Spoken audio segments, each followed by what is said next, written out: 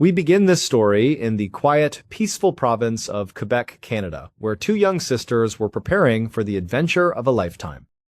Noemi Belliner was 25 years old, and her younger sister, Audrey, was 20.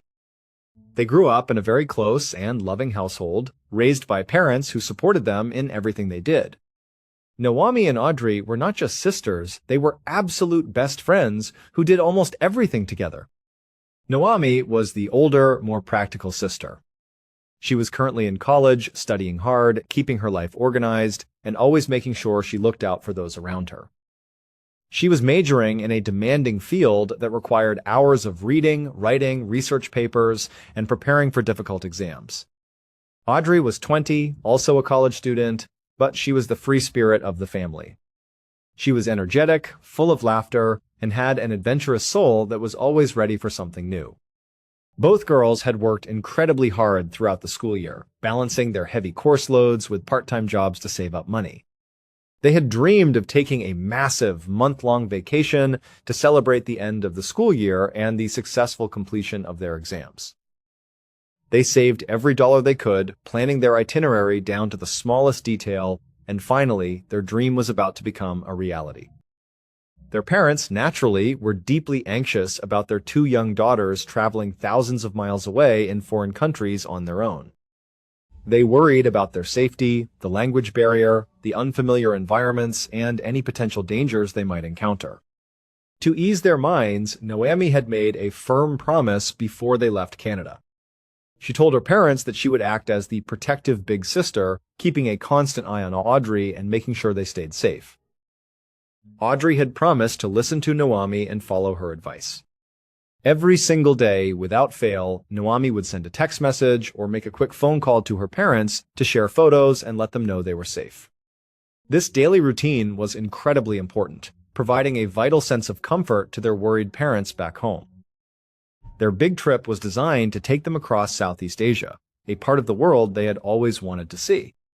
They started their journey in Vietnam, where they spent 3 incredible weeks traveling from north to south. They walked through the bustling, chaotic streets of Hanoi, took beautiful boat tours through the towering limestone cliffs of Ha Long Bay, and explored the peaceful, historic town of Hoi An. They stayed in busy hostels, met fellow backpackers from all over the world, and tried local street foods like pho and banh mi. It was an amazing experience, and they were having the time of their lives. So while the girls were in Vietnam, they had met these two really nice guys who were from Brazil. They had crossed paths in a hostel and had instantly hit it off. They ended up hanging out for several days, exploring the local attractions and sharing laughs. They had become really close, and when the girls left Vietnam, they were sad because they assumed they would never see these guys again.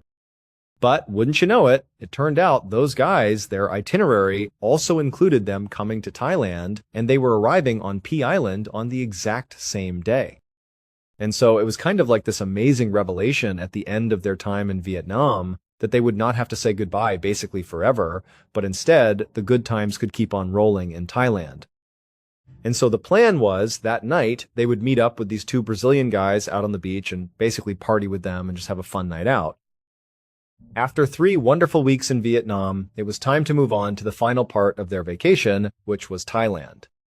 On June 12, 2012, Noemi and Audrey arrived on Phi Island, which is a major tourist destination in Thailand, famous for its breathtaking white sand beaches, crystal clear turquoise waters, and energetic nightlife. However, getting to the island had been an incredibly grueling process. They had to wake up early, navigate busy airports, board a flight, find ground transportation, and then board a crowded hot ferry to finally reach the island. By the time the ferry docked and they had to carry their heavy suitcases through the humid, tropical heat of the island's narrow streets, both girls were completely exhausted. They finally reached their hotel, checked in at the front desk, and headed down the long hallway to their room. Once the door was unlocked, Noemi pushed it open and she held it for her little sister, 20-year-old Audrey, who came in wheeling all their suitcases behind her. The cool air from the air conditioning hit them immediately, which was a massive relief from the stifling heat outside. The room was clean and nice with 2 separate beds. Noemi, in particular, was feeling really exhausted. I mean, there was a lot of travel getting here today, and the past 3 weeks of constant travel had really taken a toll on her. She was hitting a physical wall, and all she really wanted to do was just flop down on the bed and just lay there for a little while to let her muscles relax. But she had also become a fairly experienced traveler by this point, and she knew before she did that she just wanted to make sure that the bed was clean. She knew how important it was to check for bed bugs, unclean sheets, or any other hidden surprises in hotel rooms. And so she went over to the bed, pulled the pristine sheets back, and carefully inspected the mattress. The sheets were pristine. It was absolutely beautiful. The room felt super nice and clean, and the air conditioning was cooling the room down perfectly. And so, feeling satisfied, she just flopped down on the bed, closed her eyes, and enjoyed the cool air. And at the same time that she was doing this, Audrey, who very likely was also feeling all the symptoms of travel over so many weeks, was acting a bit differently. I mean, she likely was very, very tired as well, but instead of laying down on her bed, she went right into the bathroom and started getting ready for the night. She turned on the shower, laid out her clothes, and began putting on her makeup. And Naomi sort of understood why her sister was in such a rush to get ready. Now, Naomi was looking forward to this night out with these two guys, but she also had a little bit of apprehension about it.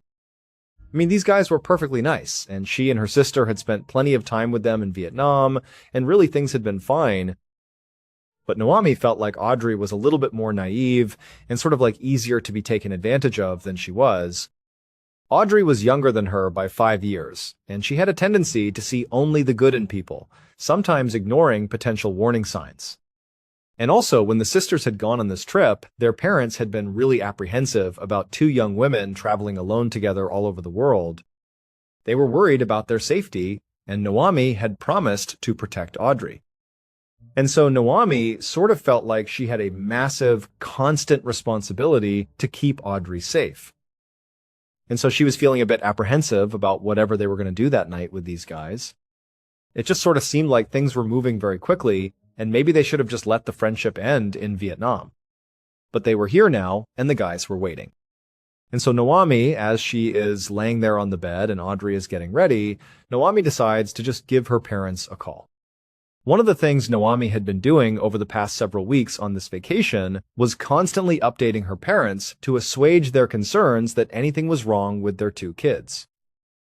Naomi wanted her parents to see that she was doing everything she could to keep her and her sister safe. And so she pulled out her phone and she was about to call her parents when suddenly Audrey appeared from the bathroom and said, "Stop." And she told her, like, "Hey, remember, it is evening for us, but back home in Canada, it is the middle of the night. You are going to be waking them up in the dead of night, and they are going to have loads of questions like, why are you calling in the middle of the night? And probably you are going to have to tell them about how we are going out tonight with these two guys, and they're going to worry. Like, do not do that. Spare them the worry. We will talk to them tomorrow when they wake up. They do not need to know what we are doing tonight, and everything is going to be fine." And Naomi was thinking, you know what? She is right. This is a bad time to call. Naomi actually forgot how significant the time change was. And she also was not sure what she would say to her parents about going out with these two guys because it would definitely raise some red flags and cause unnecessary panic. And so Naomi put her phone down and decided, you know what? Tonight is going to be just fine, and I just have to let things go. And so she actually climbed off the bed and she joined her sister in the bathroom and began also getting ready for their big night out. A little bit later, Naomi and Audrey left their hotel room and they headed out to the beach. The air was warm and the island was alive with the sound of music, laughter, and the gentle crashing of the waves. And sure enough, there, right outside of a beachfront bar, were the two Brazilian guys they were meeting up with that night. And as the two girls approached, they saw that each of these guys was holding these big buckets. They almost looked like a toy that a child would use on the sand, to fill it up and make a sandcastle with, like a big colorful beach bucket. And the girls, as they were walking over, were wondering what these buckets were for. They thought it was maybe some joke these guys were going to play, or they did not know what. But as they got closer, they realized that these buckets these guys were holding were filled to the brim with ice and liquid. There was some sort of drink inside of these buckets. And so the girls walked up to them and they said hello. And very quickly, the conversation turned to these big drinks they were holding, and Naomi and Audrey were like, "What are those?" And the guys told them, "These are like these amazing cocktails that you can only get in this part of the world." The girls asked, like, "Well, what is it? What is inside of the drink and what makes it so special?" And the guys kind of looked at each other and laughed, and they were like, "I do not know. Just try it. It is really good and it will make you feel great." Now, Naomi, being the sort of more responsible and cautious one, did not immediately begin drinking either of these drinks. Instead, she sort of paused and thought about it, wondering what kind of ingredients were mixed inside. But Audrey, on the other hand, was totally sold. She reached forward, grabbed one of the buckets, and just began chugging this drink. And so Naomi is looking at her like, "Come on, you cannot just jump into this when we do not even know what this stuff is." But after a couple of big chugs, Audrey lowered the bucket, looked at her sister, and she just grinned. She handed the bucket back to her guy, and then she told Naomi, like, "This tastes great, this is awesome, you have got to try it, just loosen up." And so at this point, Naomi is considering the situation. They had been in Vietnam with these guys, and these guys had gone out partying with them, drinking with them, and they had seemed perfectly trustworthy and respectful. The guys were clearly drinking from these buckets themselves, and it did not seem like anything nefarious or dangerous was going on. And also, Naomi looked around the beach and suddenly realized that basically everybody had these big buckets. It was not just these two guys. Almost every single tourist on the beach was drinking this exact same thing. And so Naomi is thinking, okay, well, if they think it is okay and it is sort of normal in this part of the world, then it has got to be okay.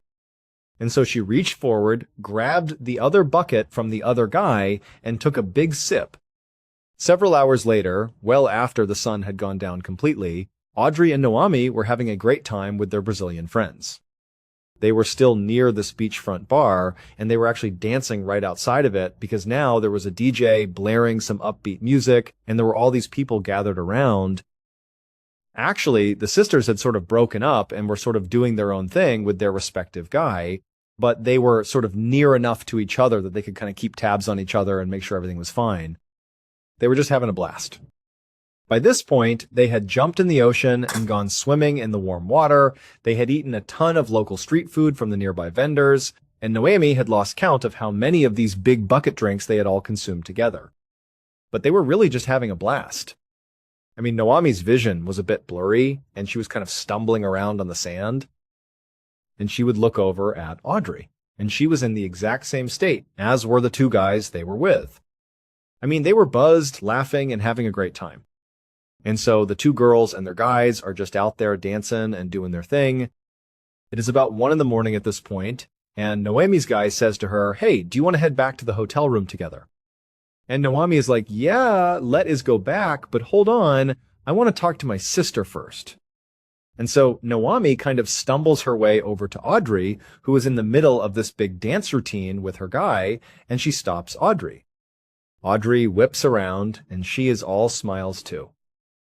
And Naomi is like, "Hey, do you want to go back to the hotel room? We are going back now. Do you want to come?" And Audrey's like, "No, I want to stay here. I am having too much fun. This is awesome. We are just going to keep on dancing. You guys should stay too." But Naomi was like, "No, I got to go. We are going to go back. So are you sure you want to stay?" And Audrey was like, "Yeah, we will stay. We will see you at the hotel soon." Now, typically, Naomi and her sister really rarely separated, especially when they were out drinking and partying, because of all the inherent risks of being alone at night, potentially intoxicated in a foreign place. And so this was kind of a rare thing for her to break away from her sister and separate. But it just seemed like this was okay. It felt safe, the beach was well lit, and these guys they were with really seemed like stand-up guys. And again, Audrey was just having an absolute blast, and Naomi did not really want to stop her from having a good time. And so ultimately, she did say bye to her sister and said she would see her soon. Naomi turned, and with her guy, she headed back to the hotel, and Audrey kept on dancing with her guy in front of the beach bar. Let us now move forward 3 days to the evening of June 15th. Over the last 48 hours, the hotel staff had noticed that the Do Not Disturb sign had remained hanging on the doorknob of room 47. No one had been seen entering or leaving the room, and the room had not been cleaned since the girls checked in on June 12th. This was a busy hotel, and the housekeeping staff had a strict schedule to maintain. On this particular evening, a member of the housekeeping staff walked up to the room carrying her cleaning supplies. She knocked firmly on the door, calling out housekeeping, but there was no response. She knocked again, louder this time, but the only sound was the hum of the air conditioning from inside. Assuming the guests were either deeply asleep or had gone out for the day, the housekeeper pulled out her master keycard. She swiped it through the lock, watched the light turn green, and pushed the door open. She stepped into the room, expecting to do a standard cleaning. But within seconds, the housekeeper was running out of the room in absolute horror. She ran down the hallway, screaming for help, her face pale with shock. By 9 o'clock that night, a team of local police officers arrived at the hotel, led by Lieutenant Colonel Rat Sambo. Sambo was an experienced and respected investigator on the island. He had received a brief explanation of what had been discovered, but walking into the room itself was a heavy experience. When Sambo and his team entered room 47, they were met with a tragic and deeply disturbing sight. Noami and Audrey Bellener were lying in their respective beds. They were tucked neatly under their sheets, looking almost as if they were asleep. But they were completely still, and they were not breathing. Each of their beds, along with the floor surrounding them, was covered in vomit. Sambo carefully examined the scene and estimated that both women had been dead for somewhere between 12 and 20 hours. His initial theory was that this was a tragic case of severe alcohol poisoning. Pea Island was known for its intense party scene, and it was unfortunately common for young tourists to overindulge in alcohol, sometimes with fatal consequences. The presence of vomit seemed to align with this theory. But as Sambo looked closer at the girls' bodies, he noticed a highly unusual and confounding detail. There was dried blood visible on the girls' gums, and there was also dried dark blood under their fingernails. This was a critical piece of evidence that did not fit the narrative of alcohol poisoning. Sambo began to wonder if these were defensive wounds.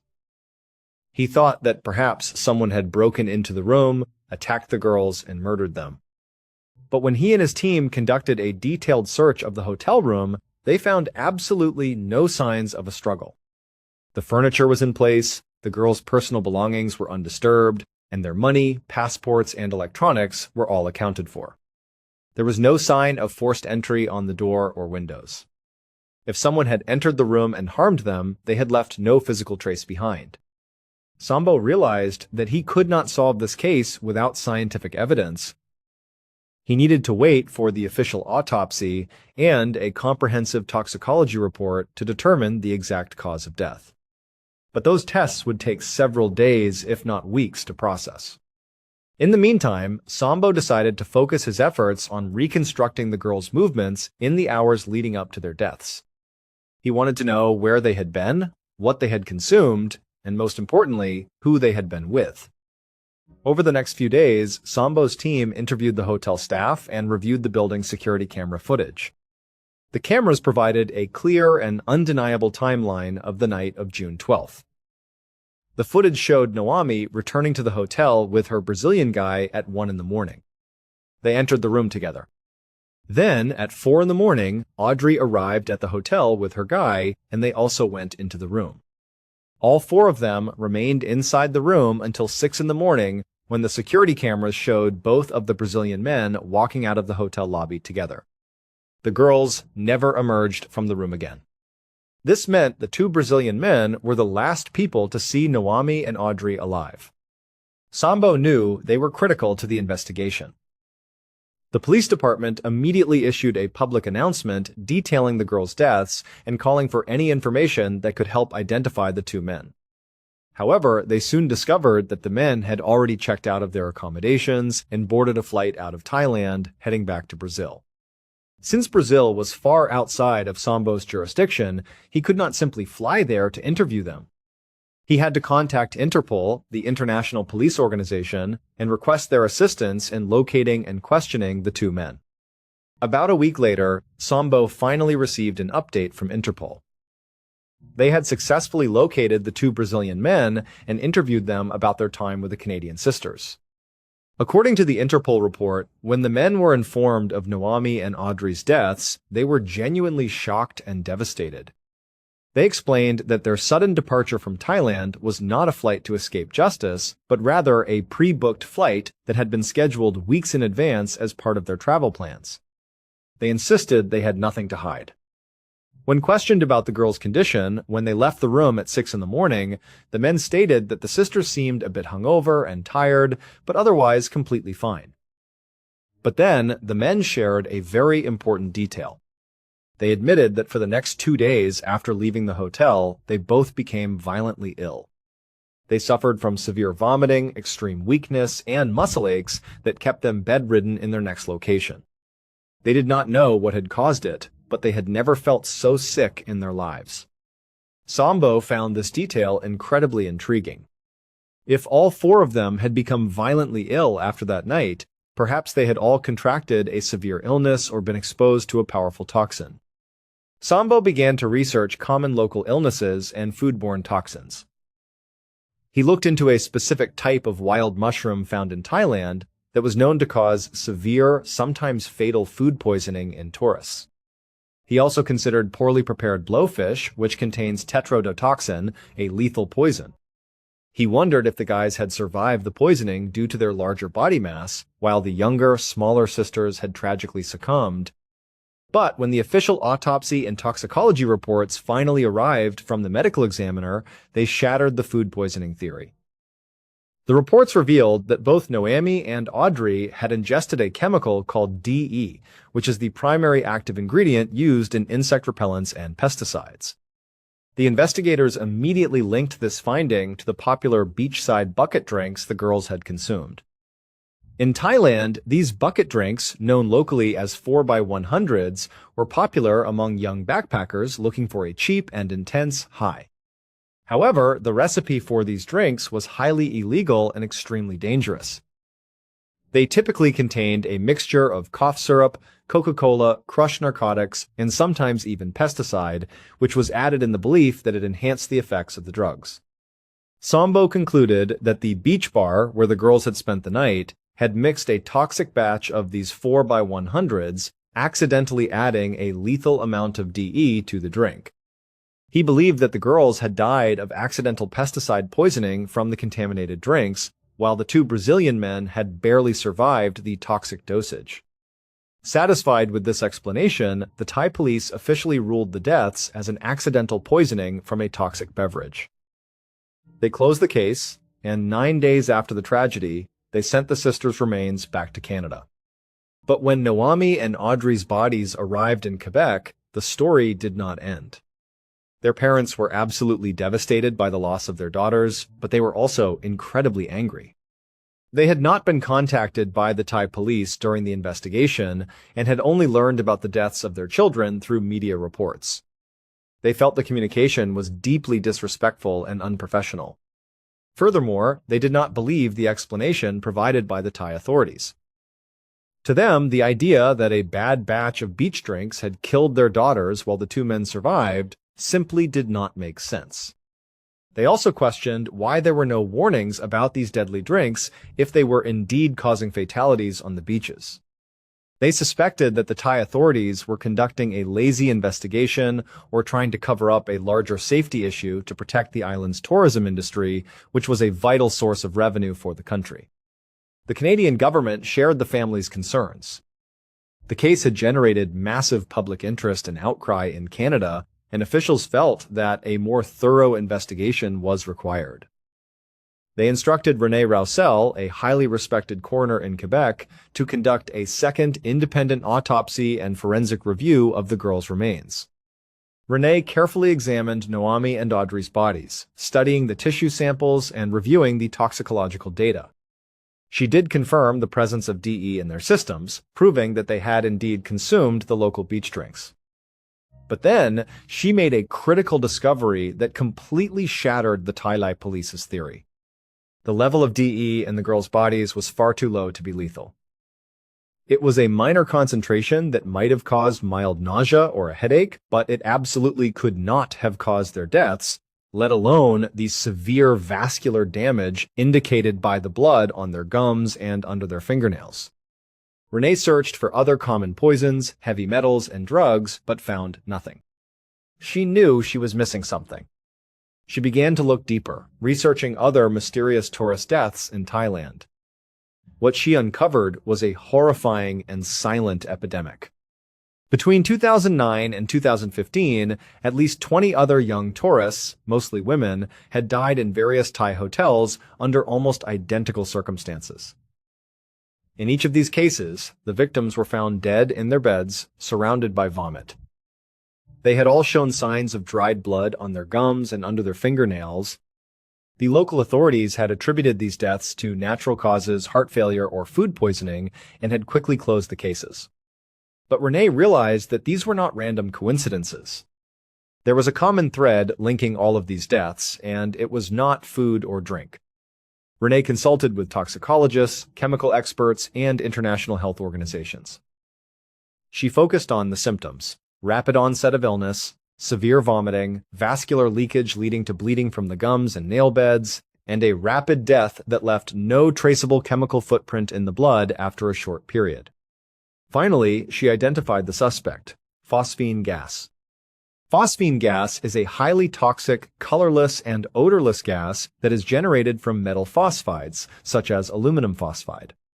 It is commonly used as a pesticide and fumigant to eliminate severe insect infestations, particularly bedbugs, in agricultural and commercial settings. It is incredibly effective at killing pests, but it is also highly lethal to humans.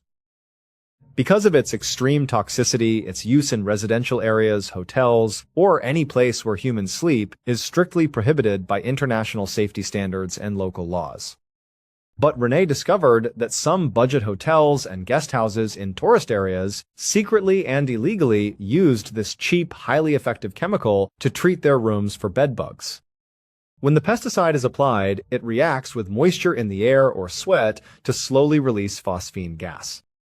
If a room is not properly ventilated for days after treatment, the gas accumulates in deadly concentrations, soaking into the mattress, sheets, and pillows. The tragic reality of what happened to Naomi and Audrey finally became clear. When they checked into room 47 on the evening of June 12th, Naomi had pulled back the sheets to check for bedbugs. She saw nothing because the room had recently been treated with the highly toxic chemical which had successfully killed any pests. But the invisible, odorless gas was still trapped in the fabric of the mattress and sheets. When the sisters and their Brazilian friends returned to the room later that night and climbed into the beds, their body heat and sweat accelerated the release of the phosphine gas. As they lay in the beds, they were constantly breathing in the toxic fumes, and the poison was being absorbed directly through their skin. The two Brazilian men left the room at 6 a.m, meaning they were only exposed to the gas for a few hours. This limited exposure was not enough to kill them, but it was enough to make them violently ill for the next 2 days, which explained their severe symptoms. Naomi and Audrey, however, remained in those beds. Already feeling exhausted and unwell, they stayed asleep for hours, deeply inhaling the concentrated gas. As the poison entered their lungs and bloodstreams, it began to damage their cell membranes and blood vessels, leading to internal bleeding. It paralyzed their muscles, making them too weak to move, scream, or call for help. They lay there completely helpless as their vital organs slowly shut down, leading to a tragic, silent death. Despite the overwhelming scientific evidence presented by Renee Rousel and the Canadian authorities, the hotel owners and local Thai officials denied any wrongdoing. No criminal charges were ever filed, and no one was held accountable for the deaths of Naomi and Audrey Bellener or the many other tourists who lost their lives to this silent killer. The family was left with a lifetime of grief, knowing that their beautiful daughters' lives were cut short by greed and negligence, and that justice would likely never be served. To this day, the story of Naomi and Audrey remains a heartbreaking reminder of the hidden dangers that travelers can face. It is a tragedy that highlights the importance of international safety standards and the need for accountability in the tourism industry. The family continues to share their story in the hope that it will raise awareness and prevent other families from enduring the same devastating loss. They want travelers to be aware of the risks and to always demand safe, healthy environments wherever they go. The memory of the two sisters lives on in the hearts of those who love them, a beautiful reminder of their bright spirits, their love for adventure, and the deep bond they shared. The impact of their loss is felt not only by their family, but also by the wider community in Quebec, where they were known as kind, hardworking, and full of life. Their classmates and friends remember them as young women who had so much potential and so many dreams for the future. The silence from the authorities and the lack of legal consequences have left a lingering sense of injustice, but the determination of their family and the work of René Roussel have ensured that the truth about what happened in Room 47 is known to the world. Their tragic end serves as a warning, but their lives are remembered for the joy and love they brought to everyone around them. As we look back on this case, we are reminded of the fragility of life and the importance of seeking the truth even when faced with official resistance. The memory of Naomi and Audrey will always be associated with their love for travel and their sisterly devotion. They explored the world together, and in the end, they remained together. Their story is one of love, adventure, and a tragic, unnecessary loss that should never have happened. We can only hope that by remembering them, we can contribute to a safer world for all travelers. Thank you so much for watching. Let me know what you thought of today's episode in the comments. And remember, we have a whole playlist of true crime episodes ready for you to binge right now. Until next time. See ya. It was just after midnight, around 12:30 inches the morning on the 9th of August, 2013. A man named Kyle Lawson was fast asleep in his bed next to his wife at their home in San Angelo, Texas. The house was quiet, the night was still, and then suddenly, the distinct sound of a cell phone ringing cut through the silence. It was Kyle's phone. He groggily reached over, his eyes still half closed, and looked at the screen. The caller ID showed it was his younger brother, 6-year-old Brandon. Kyle figured it must be important to be calling this late, so he answered it. But before he could even get a hello out, Brandon's voice came through the phone, frantic and panicked. He told Kyle he needed help, right now. And then, he launched into a story that sounded completely wild. Brandon said he was driving his truck north on Highway 277. Now, this isn't some busy interstate. Highway 277 is a desolate, two-lane country road that cuts right through the vast, empty landscape of West Texas. There's not much out there. Brandon told Kyle that as he was driving, he was being chased by 3 men. He didn't say who they were, just that they were after him.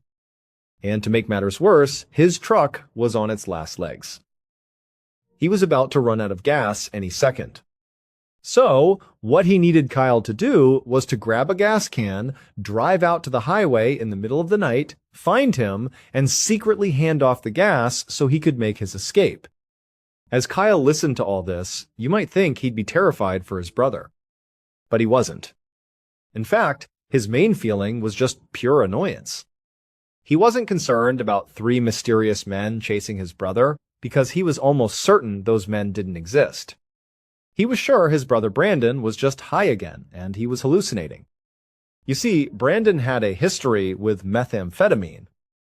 He'd been doing really well for the last 6 months, he'd been clean, he was working hard at being a better partner to his fiancée, a woman named Ledessa, and a better father to their 4 kids. But Kyle knew something had recently changed. Just 2 days before this late-night phone call, Brandon had called him for a very different reason. He had asked Kyle if he knew where he could get some drugs. Kyle, of course, didn't give him any information. Instead, he tried to talk him out of it.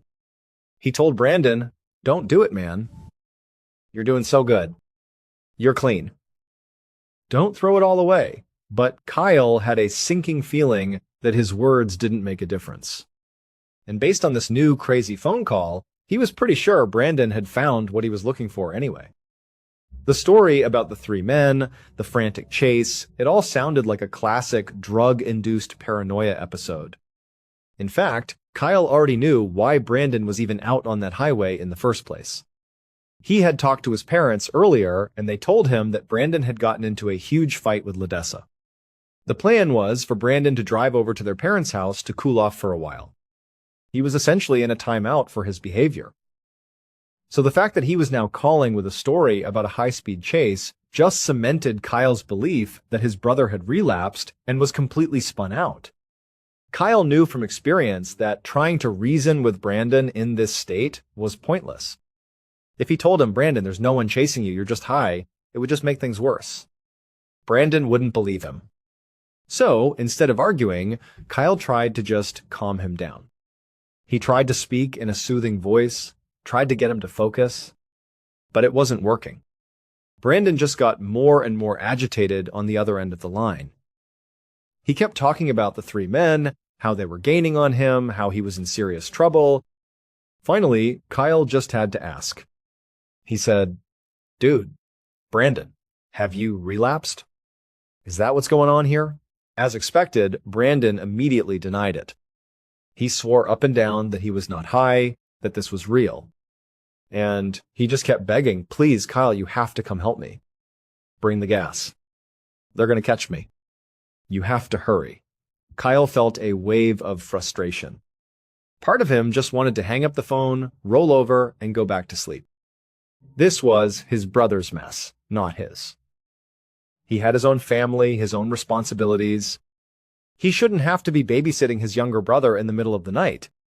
But at the same time, despite the resentment, Kyle loved his brother. And even though he truly believed there was no real danger from some imaginary men, he was worried about what Brandon might do to himself in this state. So, with a heavy sigh, he made a decision. He was going to go out there. He was going to drive down Highway 277, find Brandon, and just get him home safely. He told Brandon he was on his way and then hung up the phone. About 45 minutes later, Kyle was driving his car north on that same dark highway. His wife was in the passenger seat, and their 4-year-old son was asleep in his car seat in the back. His wife hadn't wanted him to go out alone to deal with his brother, so she insisted they all go together. As Kyle drove, he scanned the dark road ahead. Like I said, this area is incredibly desolate. It's just wide open plains on either side of the road with some low shrubs and a few small trees scattered about. Even at night, you can see for a long, long way. There are no buildings, no city lights, nothing to block your view. He was looking for Brandon's truck, but he didn't see anything. There were no other headlights, no taillights, no vehicles at all. The road was completely empty. But he kept driving, peering out into the darkness, even checking the fields on the side of the road, just in case Brandon had swerved off and gotten stuck somewhere.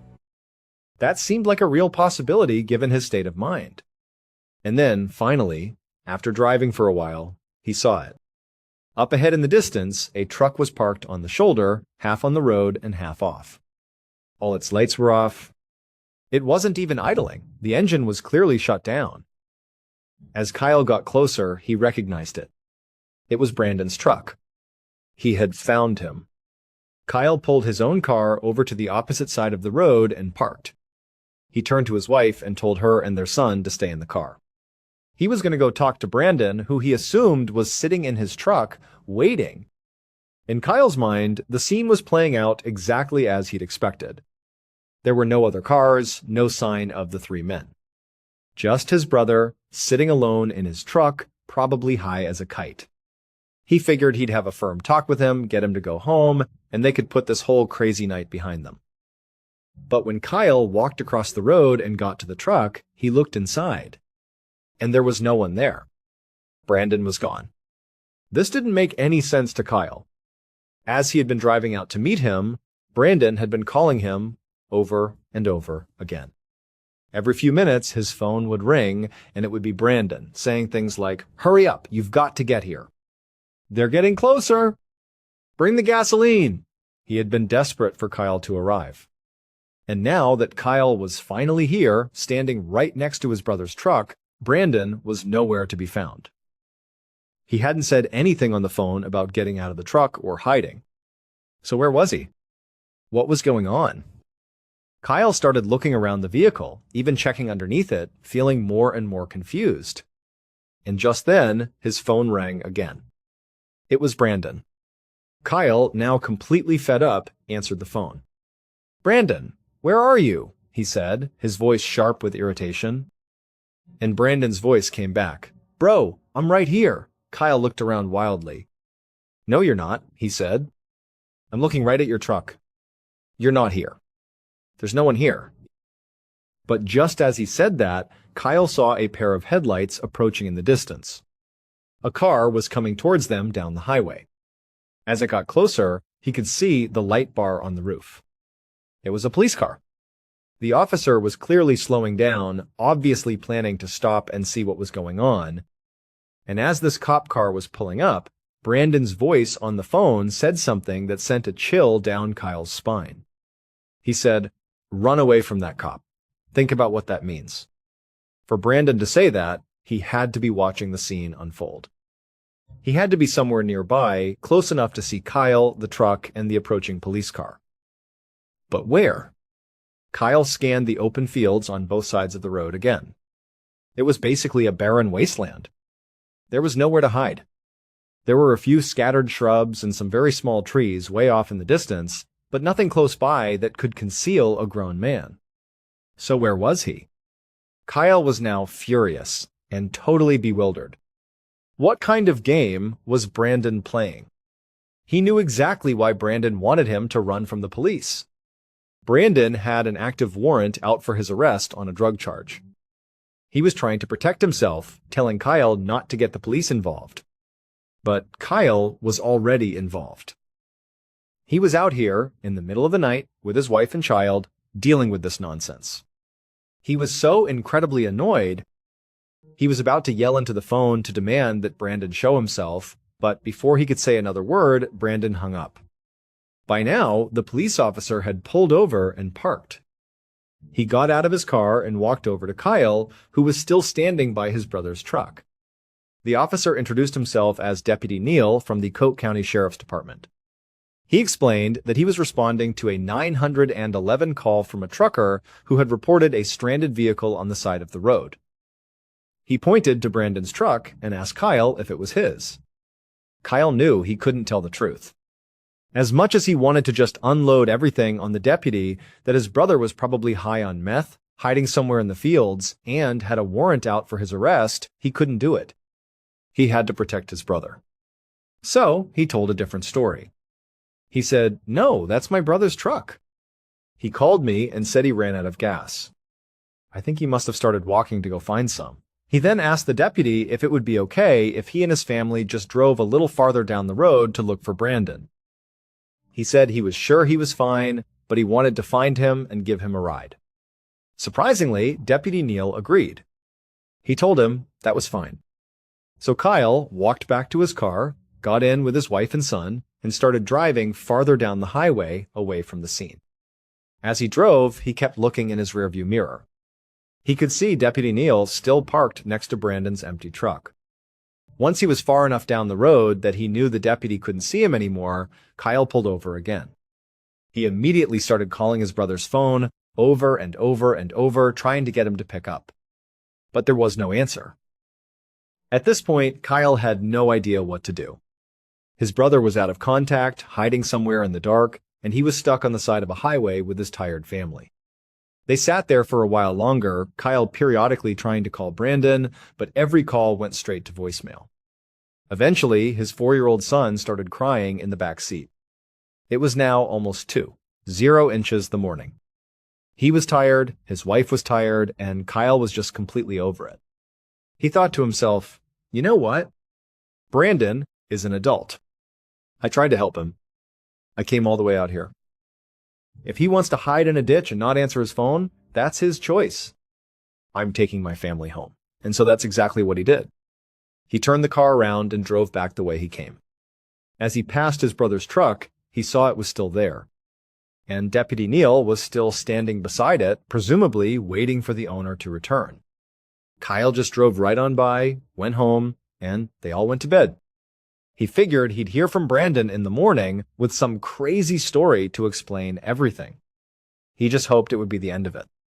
Not long after Kyle drove off, Deputy Neal decided he couldn't just wait there all night. He had done a quick search of Brandon's truck. There was nothing alarming inside. But he did notice that the things a person would normally take with them if they were walking to get gas, like a wallet, keys, or a cell phone, were all missing. This seemed to support the story that Brandon had left on foot. It seemed like a simple case of a guy running out of fuel. So Neal figured he had other calls to get to. It didn't seem like an emergency. He reached into Brandon's truck, turned on the hazard lights so other drivers could see it, then he locked all the doors, got back in his own patrol car, and left. The next morning, around 8 a.m., Deputy Neal drove back out to Highway 277 just to check if Brandon had come back for his truck. But he hadn't. The truck was still sitting there, right where he'd left it, its hazard lights still blinking. Now, Deputy Neal started to feel a bit concerned. It was one thing for the truck to be there for a few hours, but for it to still be there the next morning was strange. Even if Brandon was just walking to get gas, he should have been back by now. All sorts of scenarios started running through his head. Maybe he got hit by a car while walking in the dark.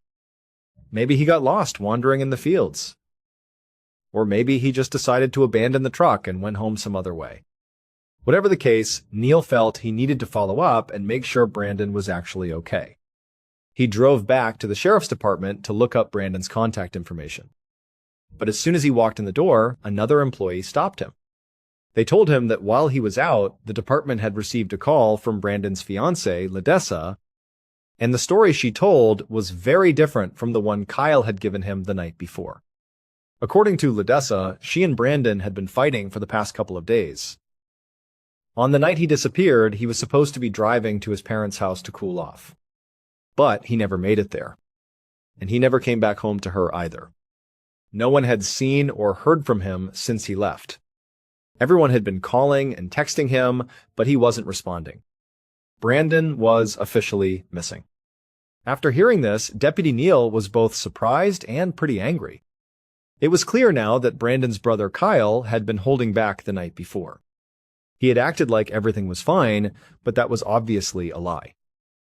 So the first thing Neal did was go and speak to Kyle and the rest of Brandon's family to get the full story. And it didn't take long for him to realize that they weren't trying to hide some dark secret.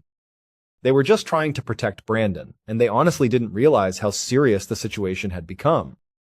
Now that they knew he was truly missing, they were terrified. They told Neal everything they knew about the drug use, the fight, the paranoid phone call. They begged him to go find him. And that's what Neal did. For the next 4 days, a huge search operation was launched. The search was centered around the spot on Highway 277 where Brandon's truck had been found. They had search teams on foot, canine units, and even helicopters scouring the area. Some of the equipment even had thermal cameras, which could detect body heat from the air. They covered a massive area of that flat, open Texas landscape, but they found absolutely nothing. No sign of Brandon. No footprints, no discarded items, nothing. They also interviewed all the people who owned property in the surrounding area, asking if they had seen a man walking around, or perhaps the 3 men Brandon claimed were chasing him. But no one had seen anything out of the ordinary. It was as if Brandon had just vanished into thin air. After 4 days of finding absolutely no clues, the authorities came to a conclusion. They believed that given Brandon's fight with his fiancée, his active arrest warrant, and the complete lack of any evidence of foul play, he must have fled. They decided he was not in the area because he didn't want to be found. They believed he had run away to start a new life, and searching for him out here was a waste of time. So, they called off the search. It seemed like a pretty open and shut case of a man voluntarily disappearing. That is, until Ledessa came into the station with a piece of information that would change everything. On the 13th of August, 2013, 4 days after Brandon went out subjing, right as the official search was being shut down, Ledessa walked into the Coke County Sheriff's Department. An officer sat down with her, and he could see she was extremely distraught.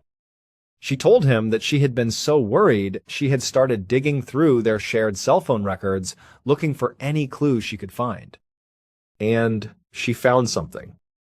She pulled a piece of paper from her purse and handed it to the officer. It was a printed copy of Brandon's call log from the night he disappeared. She pointed to one specific entry. It showed that at 12:50 a.m., in between all the frantic calls he had made to his brother Kyle, Brandon had placed another call. He had called 911. Ledessa told the officer that this terrified her. She explained that Brandon was deeply afraid of the police. He would do anything to avoid them, especially with that active warrant hanging over his head. She knew he had even told his own brother to run from Deputy Neal that night. The only reason, she insisted, that Brandon would ever willingly call 911 is if he believed he was in truly grave, immediate danger. But then, she asked, why would he call for help and then seemingly run away from that help when it arrived? It made no sense at all. This was a complete bombshell for the sheriff's department. Up until that moment, they had believed the 911 call that night came from a passing trucker reporting a stranded vehicle. That was the call that sent Deputy Neal to the scene. No one had any idea that Brandon himself had also called 911. The local 911 dispatch center was small, underfunded, and often overwhelmed. It appeared that in the confusion of that night, Brandon's call had simply slipped through the cracks and was never properly communicated to the responding officers. They had never known about it. But now that they did, they needed to hear that call. They immediately contacted the dispatch center and requested the audio recording. When they got it and played it in the office, they were stunned. First, Brandon's voice on the recording was not the voice of someone who had simply run out of gas. He sounded like he was in absolute terror. He genuinely believed his life was on the line. And second, if you listened very, very closely to the recording, you could hear what sounded like another person's voice in the background on Brandon's end of the line just before the call suddenly cut off. The call went like this. The dispatcher answered, 911 emergency. Brandon's voice, breathless and panicked, said, "Yes, I'm in the middle of a field." A stater just pushed guys over right here going toward Abilene on both sides. The dispatcher, clearly confused, said, "Okay, now run that by me one more time." Brandon replied, but his words were jumbled and hard to understand. It sounded like he said, "We're not talking to him. I accidentally ran into him." The dispatcher, trying to clarify, said, "Ah, you ran into him." Okay. Then Brandon said something chilling. "Got the first guy." The dispatcher then asked, "Do you need an ambulance?" Brandon quickly replied, "Yeah, no, I need the cops." The dispatcher then asked, "Okay, is anybody hurt?" But all that came back was silence. The dispatcher called out, "Hello? Hello? Hello?" But the line was dead. Suddenly, the entire case looked different. This wasn't just a guy with a drug problem running away from his life. This sounded like a possible abduction or even a murder. They didn't have a body, but that 911 call gave a terrifying amount of credibility to Brandon's story about being chased. That other voice, his talk of being in a field, of needing the cops, it all pointed to something violent. The search that had just been called off was immediately resumed, but this time it was bigger, more intense, and more desperate. For the next full year, law enforcement and volunteers poured enormous resources into finding Brandon Lawson. But they found nothing. Not a single trace. He was just gone. The area around Highway 277 was searched and researched, but it yielded no clues. Eventually, with no leads to follow, Brandon's case went cold. The authorities may have moved on, but his family never did. Ledessa hired 2 different private detectives over the years. Both of them conducted their own extensive searches, not just around the highway, but all across the state, following up on any potential sightings or tips. But they too came up with nothing. As the years went by, the story of Brandon's disappearance began to spread. It was featured on television shows and podcasts, and it captured the public's imagination. People came up with all sorts of theories. Maybe Brandon really was just hallucinating, wandered off into the vast Texas wilderness, and fell victim to the elements or wild animals. Or maybe his story was true. Maybe those three men were real, and they caught up to him that night and did something terrible. Perhaps that other voice on the 911 call belonged to one of his attackers. Or maybe, just maybe, the original police theory was right, and he had successfully fled the area and started a new life under a new name. For 9 long years, there were only questions. And then, in January of 2022, a small group of independent searchers went back out to that same stretch of Highway 277. In a field that had been searched hundreds of times before, they made a discovery that would finally break the case wide open. This small team of volunteers was methodically combing through a field right off the side of the highway, not far from where Brandon's truck had been abandoned. Again, this was an area that had been searched by professionals, by dogs, by helicopters, by hundreds of people over the years. But on this day, as they were walking through the low grass and brush, they saw something. It was an old, tattered pair of shorts, and nearby they found pieces of 2 white sneakers. They knew immediately this could be significant, so they called the sheriff's department. Deputies arrived quickly, secured the area, and began their own careful search. And not far from where the clothes were found, they discovered something else. It was a fragment of a human skull. The remains were sent off for DNA testing, and soon the results came back. The skull fragment belonged to Brandon Lawson. You would think that finding his remains would finally provide some answers, some closure for his family. But in a strange way, it only made the mystery deeper and more baffling. The location where his remains were found was the biggest problem. It was right there, near his truck, in the very heart of the original search area. An area that had been meticulously combed time and time again. Remember, this isn't a dense forest. It's a flat, open field in West Texas. There's nothing but grass, short cactus plants, and a few scattered trees. It's an easy place to search. It seems almost impossible that hundreds of trained searchers with dogs and thermal imaging could have missed a body, or even just skeletal remains, in such an open space. And yet, for 9 years, that's exactly what happened. His skull fragment, his shorts, and his shoes were just not found. It defied all logic. So, this leaves us with 2 profoundly unsettling possibilities. The first option is that every single search effort over the course of nearly a decade was a failure. That despite the massive manpower, the K-9 units, the helicopters with thermal cameras, and the hundreds of volunteers who walked that ground, they all simply missed him. They all somehow overlooked the body of a grown man who was wearing bright white shoes, lying in a relatively barren field where you can see for miles. That is option 1. The second option is that he wasn't there to be found. That during all of those searches, Brandon's body was somewhere else entirely. But if you accept that possibility, it raises even more questions. Where was he? If he was killed, where did it happen? And most disturbing of all, if he was somewhere else, how did a piece of his skull and his clothing end up back in that field right at the center of the search area 9 years later? Was it a coincidence that a small group of volunteers just happened to find it? Or were his remains placed there recently, deliberately, for someone to find? And if so, who would do that and why? We may finally know where Brandon Lawson's journey ended, but the question of how he got there and who was with him in his final moments remains a haunting mystery, lost somewhere out on that long, dark Texas highway. Thank you so much for watching. Let me know what you thought of today's episode in the comments. And remember, we have a whole playlist of true crime episodes ready for you to binge right now.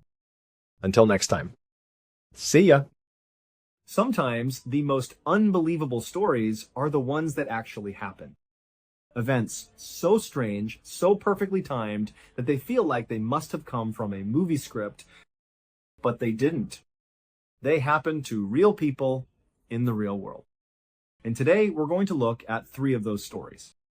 In January of 2015, a 27-year-old man from Texas named George Pickering III was living his life just like any other young man. He had hopes, he had dreams, he had a family that loved him. But one day, everything changed in an instant. George suffered a massive stroke. It came out of nowhere, a sudden and devastating medical event that sent shockwaves through his family. He was rushed to the hospital, and every second felt like an eternity for his parents and his brother as they followed the ambulance, their minds racing with a million terrifying thoughts. At the hospital, George was immediately admitted and the medical team went to work. But the situation was dire. His condition was so severe that he had to be put on life support. The rhythmic hiss and pump of the machines became the new grim soundtrack to his family's life as they waited for any sign of good news. But the good news never came. Instead, the doctors eventually came to the family with the worst possible update. They sat them down in a sterile, quiet room and explained the situation. They had run every test they could. They had monitored his brain activity around the clock. And the conclusion was unavoidable. George, they said, was brain dead. There was no activity, no sign of consciousness, nothing to indicate that he would ever wake up again. The doctors were gentle but firm.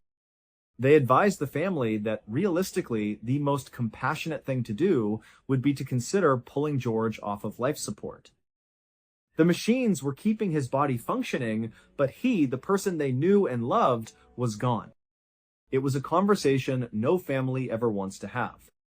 George's family was completely and utterly devastated. It was like the floor had just dropped out from under them. The news was so crushing for George's father, also named George, that he couldn't even process it. He was overwhelmed with a grief so profound, so suffocating, that he just got up and left the hospital. He couldn't stand to be in that building, couldn't stand to hear those words one more time. He just needed to get away, to breathe, to try and make sense of a world that no longer made any. In his father's absence, the heavy burden of the decision fell on George's mother and his brother. They were reeling from the news themselves, lost in a fog of sorrow. They talked with the doctors, asking every question they could think of, hoping for a different answer, a sliver of hope. But the medical opinion was unanimous. There was no hope. And so, with the heaviest hearts imaginable, they gave their consent. They told the doctors, yes, we are prepared to pull George off of life support. Once that decision was made, things moved quickly. The hospital staff, following protocol, put George's name on an organ donor list. It was a small, cold comfort, the idea that his tragedy could mean a new chance at life for someone else. While that process began, his mother and brother started the unthinkable task of making funeral plans. They were numb, just going through the motions, trying to navigate this new horrific reality. Later that day, George's father returned to the hospital. He had spent hours trying to come to terms with the news, but he just couldn't. When he walked back into the hospital and found out that his wife and other son had already consented to have George removed from life support, he was furious. It wasn't just grief anymore. It was a deep, burning anger. He refused to believe it.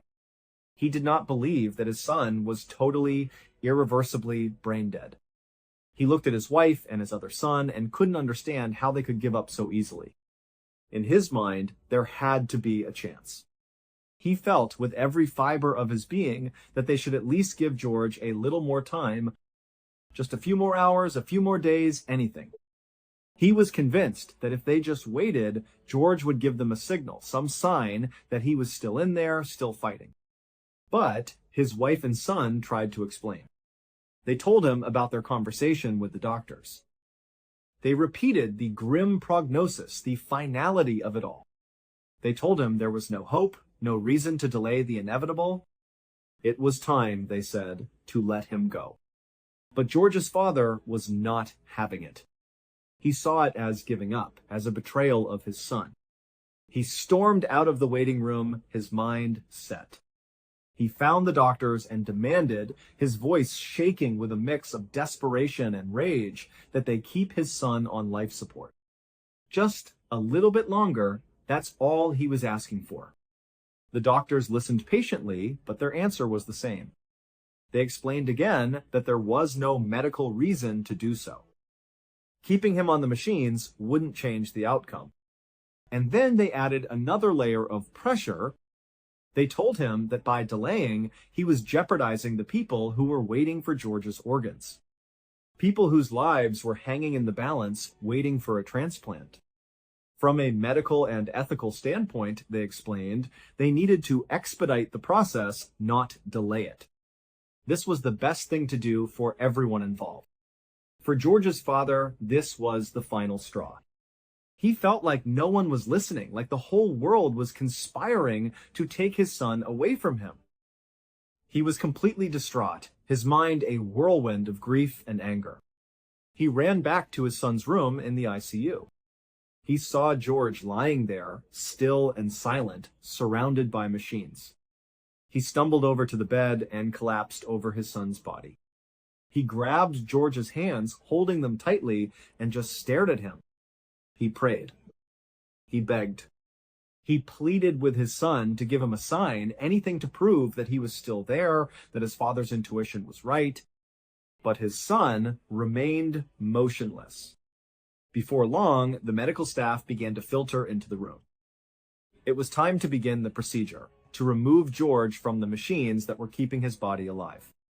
As they came in, with their quiet, professional demeanor, something inside George's father snapped. It was a moment of pure desperation. He couldn't let it happen. He bolted out of the room past the surprised nurses and doctors. He didn't stop, didn't look back. He ran out of the hospital, his heart pounding in his chest. He went straight to his car, fumbled for his keys, and opened the door. From inside his vehicle, he retrieved his gun. Then, with the cold, heavy weight of the weapon in his hand, he ran back into the hospital, back down the hallway, back to his son's room. He burst through the door and aimed the gun at the medical team. He ordered them to stop what they were doing and to get out of the room immediately. The doctors and nurses froze, their eyes wide with shock and fear. Thankfully, they had not yet begun the process of actually removing George from life support. The machines were still running. Seeing the gun and the look of sheer desperate resolve on the father's face, they didn't argue. They backed out of the room slowly, hands raised. Once the room was empty, George's father walked over to the door and locked it. For the next several hours, a tense standoff unfolded. He kept the gun aimed at the locked door, a lone guardian at his son's bedside. He spent those hours talking to George, holding his hand, his eyes never leaving his son's face, searching, hoping, praying for that sign. Eventually, the hospital's security and local police had been alerted, and soon the SWAT team arrived. They were heavily armed, clad in tactical gear, and they began stacking up in the hallway right outside the door to George's room. The negotiator started yelling into the room, his voice firm but calm, telling George's father to put the gun down, to open the door, to let them come in. But the father barely heard them. His entire world had shrunk to the space of that hospital bed, to the feel of his son's hand in his... He was just looking down at his son, his voice a low murmur. "Come on, son. Squeeze my hand. Please, just squeeze my hand." Just as the SWAT team was preparing to breach, right as they kicked in the door and swarmed into the room, George's father felt it. A faint but unmistakable pressure. He had reached down and grabbed his son's hand one last time, and his son squeezed his hand back. The moment he felt that squeeze, it was as if all the anger, all the tension, all the desperation just drained out of him. He dropped the gun. It clattered to the floor. He immediately surrendered peacefully to the SWAT team. They pushed him to the ground, and as they were detaining him, putting him in handcuffs, George's father wasn't resisting. He was yelling, his voice filled with a triumphant, hysterical relief. He was yelling for the doctors to come back into the room. "My son is okay. He's okay," he shouted. And sure enough, when the doctors cautiously re-entered the room, they saw it too.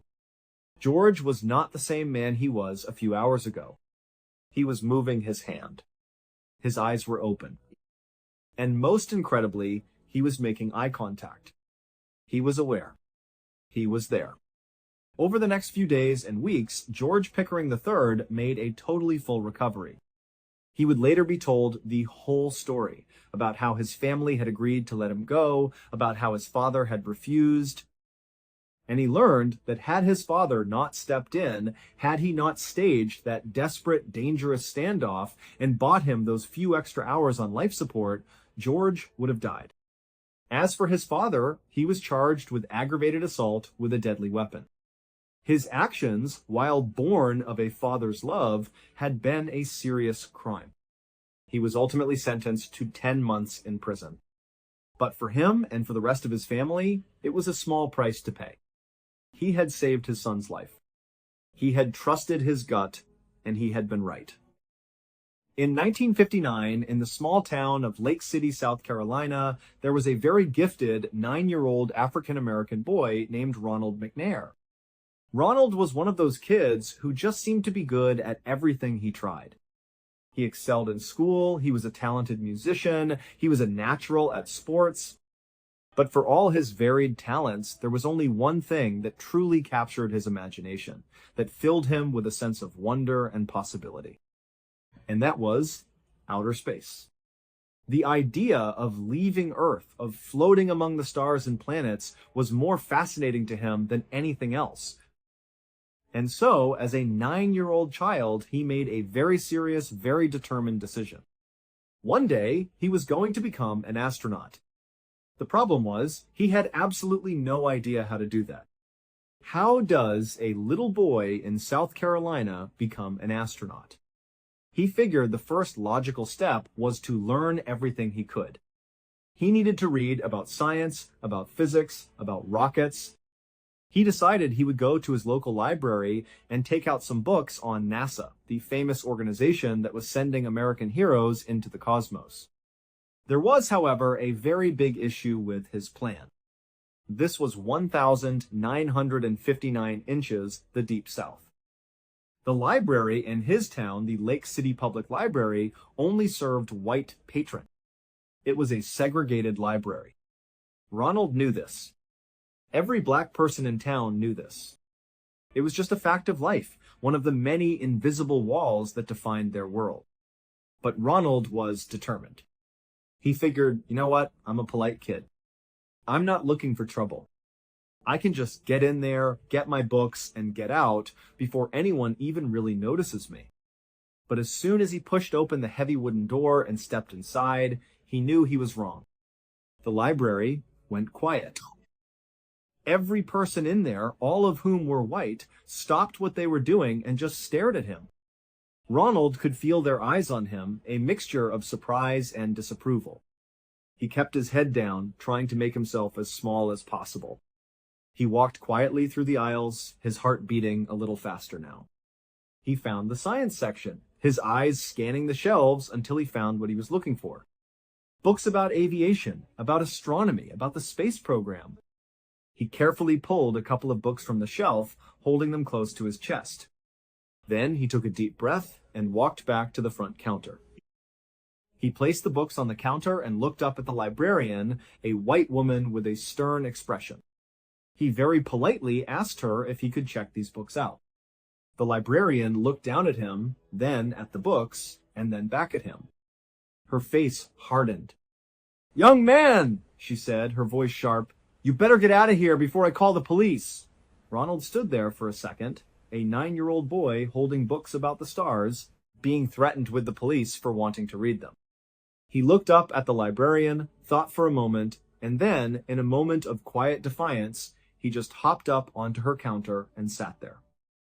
He folded his hands in his lap and said, "Okay, I'll wait for the police." The librarian was totally outraged. This was not the reaction she expected. She immediately picked up the phone and called the police, and then she called Ronald's mother. Before long, 2 white police officers arrived. They walked into the library, and the librarian rushed over to them. She started talking frantically, pointing back at the small boy sitting on her counter, gesticulating, explaining that he was the problem, he was why she had called. The officers listened, looking over at Ronald, who was just sitting there quietly, and then back at the librarian. They seemed more annoyed than anything else. Finally, one of the officers said to her, "Why don't you just let the kid take the books out?" The librarian was totally offended by this suggestion.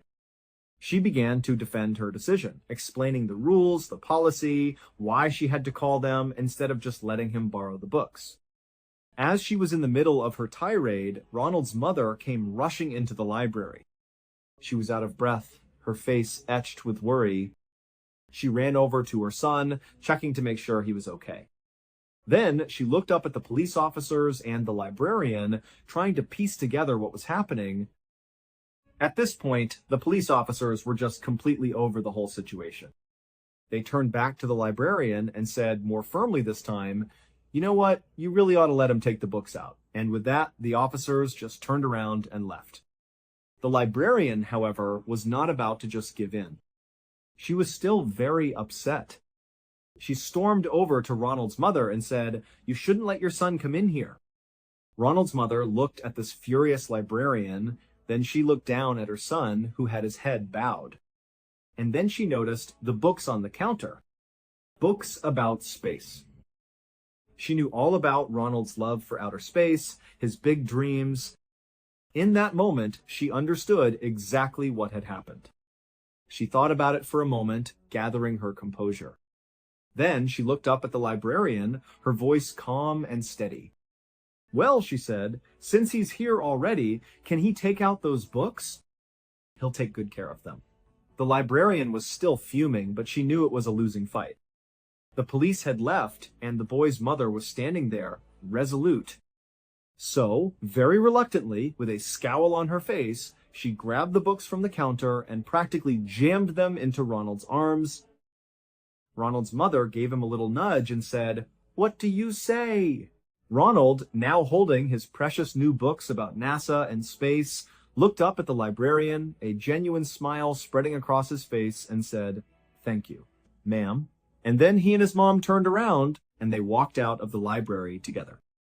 Ronald would go on to read those books, and many, many more. His passion for science and space only grew stronger.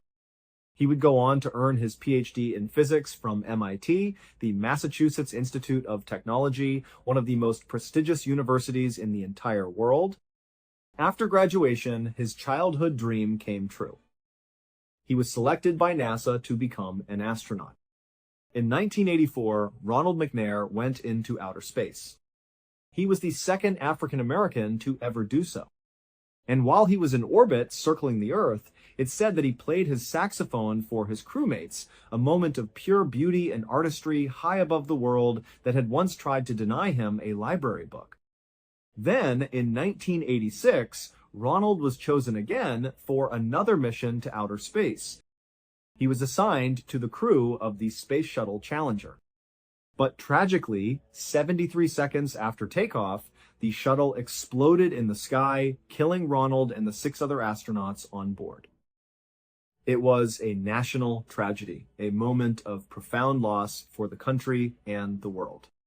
Following his death, a powerful and symbolic change took place back in his hometown of Lake City, South Carolina. The very same library that had once tried to turn him away because of the color of his skin officially renamed itself. It became the Ronald E. McNair Life History Center, a permanent tribute to the little boy who refused to be told no, who sat on a counter and waited for the police because all he wanted to do was read about the stars he would one day visit. The United States formally entered the Second World War in December of 1941 after the surprise attack on Pearl Harbor in Hawaii by the Japanese military. The nation was plunged into a global conflict, and young men from every corner of the country answered the call to serve. About 6 months after the war began for America, a 21-year-old native of Alabama named Henry Irwin made the decision to join the Army Reserve. For nearly 2 years after that, Henry went through extensive and rigorous military training. He was eventually made into a radio operator and was assigned to the crew of a B-29 bomber. A B-29 Superfortress was a marvel of modern engineering at the time. It was this huge, powerful aircraft, a flying fortress whose sole purpose was to fly long distances and drop massive payloads of bombs on enemy targets. In February of 1945, as the war in the Pacific was reaching its brutal climax, Henry and his B-29 bomber unit were sent to the Pacific Theater. Their mission was clear and dangerous: drop bombs on the Japanese. 2 months after arriving, in April of 1945, Henry's B-29 was given a particularly important task. They were assigned to be the lead bomber in a group attack on a Japanese chemical facility. The target was located about 125 miles north of Tokyo. It was a high-stakes mission. Aside from his primary job of operating the radio inside the B-29, Henry had another crucial role when their plane was designated as the lead attacker. His job was to organize the other planes in the attack formation. The way he would do this was by dropping a series of phosphorus smoke bombs out of his plane. The idea was that these bombs would fall to the ground, and once they did, they would release a thick cloud of white smoke. Henry would then get on his radio and communicate with the other pilots in their squadron. He would use the smoke cloud as a visual reference point on the ground, a rallying point in the sky. He would basically tell them to organize themselves in relation to the smoke, flying to specific positions to create the perfect formation for their bombing run. Once all the pilots were properly organized, they would proceed to their target and commence the attack. On this particular mission, Henry was in his usual position inside the plane, right behind the front turret gun, which was located towards the front of the aircraft. The flight was tense, as all combat missions were. At a certain point, his pilot's voice crackled over the intercom, telling him it was time. "Start dropping the smoke bombs," he ordered. Henry did as he was told. He reached over and pulled a lever, which opened up a chute on the bottom of the plane. A series of smoke bombs began tumbling out of it, falling towards the earth below. Now, these weren't simple smoke grenades. As soon as he pulled that lever, all of the smoke bombs in that chute were ignited. They were on a timed fuse. They were designed to tumble out of the plane, and then, just before hitting the ground, they would ignite a chemical reaction inside them, and thick white smoke would start billowing out. But on this day, something went terribly wrong. After Henry pulled the lever, a couple of the smoke bombs fell out of the chute as planned. But one of them, for some reason, didn't fall cleanly. It got turned around as it tumbled down the chute, caught itself on the lip of the opening, and then bounced back up, back into the plane. It shot back into the cabin and struck Henry square in the face. The impact shattered his nose, and then, in that same instant, the bomb's fuse timer ran out and it ignited. The bomb erupted in a blaze of white-hot phosphorus. It literally lit Henry's face on fire. The chemical fire instantly blinded him.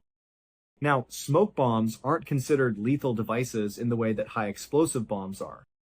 They don't explode with a massive concussive force. But make no mistake, you would not want to be anywhere near a military-grade smoke bomb when it went off. In order for it to emit that very thick, long-lasting smoke, the bomb ignites a chemical fire within itself that burns at an extremely high temperature. So when this smoke bomb came back inside the plane and went off right in front of Henry, those burning chemicals sprayed all over his face and his flight suit. That's why he caught on fire. And if that wasn't bad enough, the bomb also did exactly what it was designed to do. It filled the entire front of the plane completely with thick, choking smoke, making it impossible for the pilots to see anything. They were flying blind.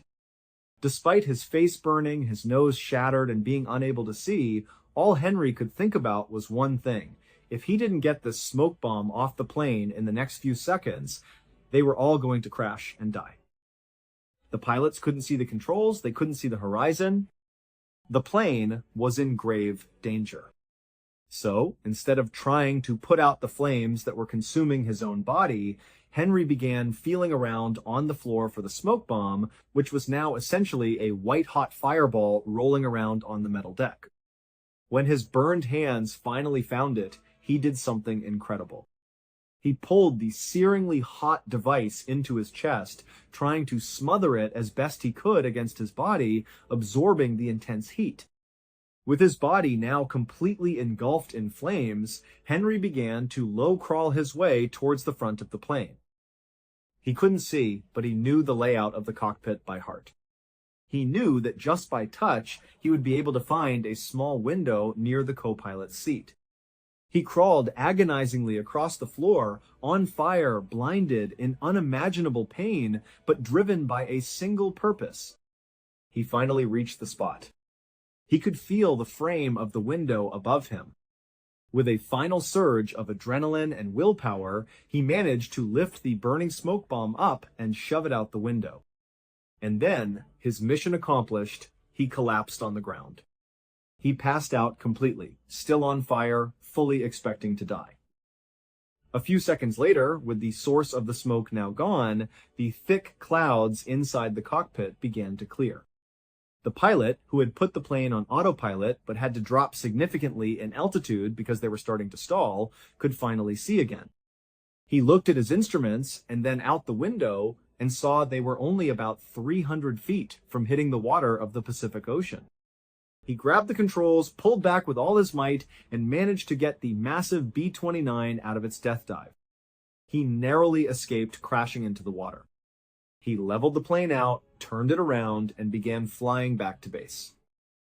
On this return trip, the rest of the crew, who were shaken but unhurt, began to assess the damage. That's when they saw Henry. He was lying on the side of the cockpit, his body still smoldering. They rushed over, grabbed a fire extinguisher, and put out the last of the flames. They fully expected him to be dead. No one could survive what he had just been through. But, to their absolute shock and horror, he was still alive. They gave him a shot of morphine for the pain, their hands shaking as they did so. They still expected him to die any moment. But Henry didn't die. Instead, he was conscious, and incredibly, he was cheerful. On the long flight all the way back to base, he would ask each of his crew members if they were okay. And they would all answer, their voices thick with emotion, "Yeah, I'm just fine, Henry. It's you we're concerned about here." When the pilot finally landed the damaged B-29 back at their base on the island of Tinian, Henry's body had stiffened up so dramatically from his horrific burns that the doctors and medics couldn't actually get him out of the plane's side door. They had to get a maintenance crew to come and dismantle a section of the plane's fuselage just to extricate him. The doctors who received him on the tarmac fully expected Henry was going to die. His wounds were some of the worst they had ever seen. But since he hadn't died yet, they resolved to do everything in their power to try and save him. They put him through dozens of grueling surgeries. One of the most painful procedures involved trying to remove the tiny chemical flecks of phosphorus from the smoke bomb that had embedded themselves in his eyes. Since these chemicals would combust as soon as they made contact with oxygen, every time the surgeons pulled out one of these tiny flecks, it would burst into flames, painfully burning Henry's eyes a little bit more. While Henry was undergoing all of these surgeries, fighting for his life, the rest of his B-29 crew immediately went to their commanding officer. They told him the whole story, what Henry had done, how he had saved all of their lives at the cost of his own body. They were adamant. "You have to put Henry in for the Medal of Honor," they said. The Medal of Honor is the highest and most prestigious award for valor that can be achieved in the U.S. military. After the commanding officer heard the incredible story of what Henry had done, he agreed without hesitation. In record time, he got all the necessary paperwork processed and got Henry approved for the award. But there was a problem. There were no actual physical medals of honor on the island to present to Henry.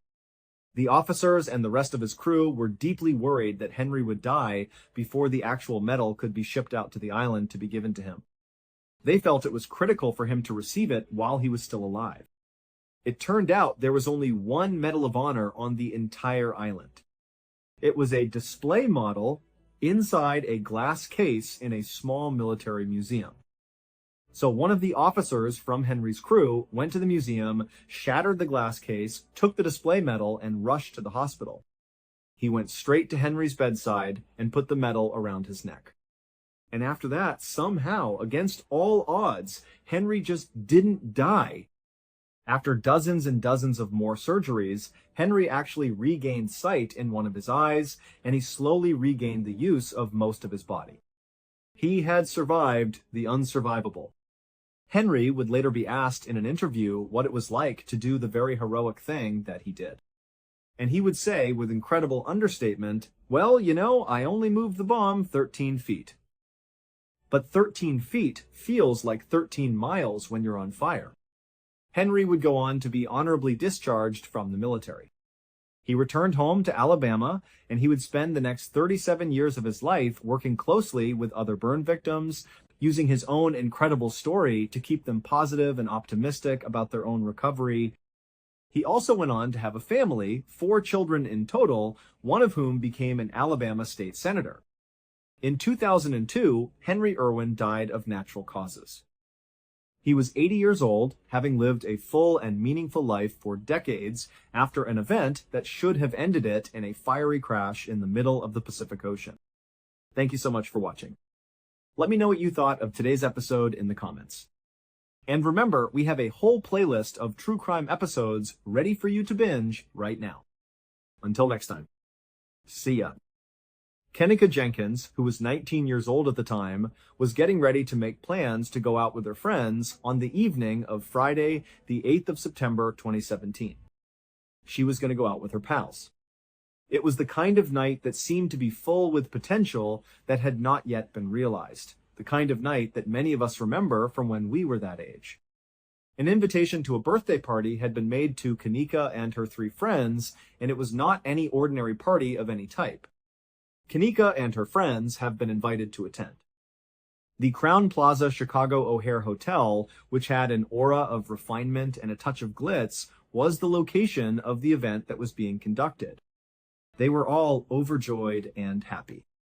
To get to the hotel, which was located in the neighborhood of Rosemont and was in close proximity to the airport, they got into their vehicle and drove there. The hotel was located in Rosemont. While they were driving, they were laughing and talking about the night that was going to come, and the lights of Chicago offered a backdrop that was familiar to them. Around 11 o'clock on that particular evening, they arrived at the parking lot of the hotel where they were staying. As soon as they discovered a parking spot, they got out of the van and made their way into the lobby of the Crowne Plaza, which was a well-lit area.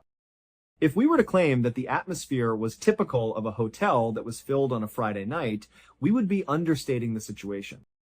In addition to checking in and going to the bar, there was a steady stream of individuals coming and going during the whole day. The group of friends that Kenika was with made their way to the elevator and then proceeded to rise to the 9th floor before arriving at their destination.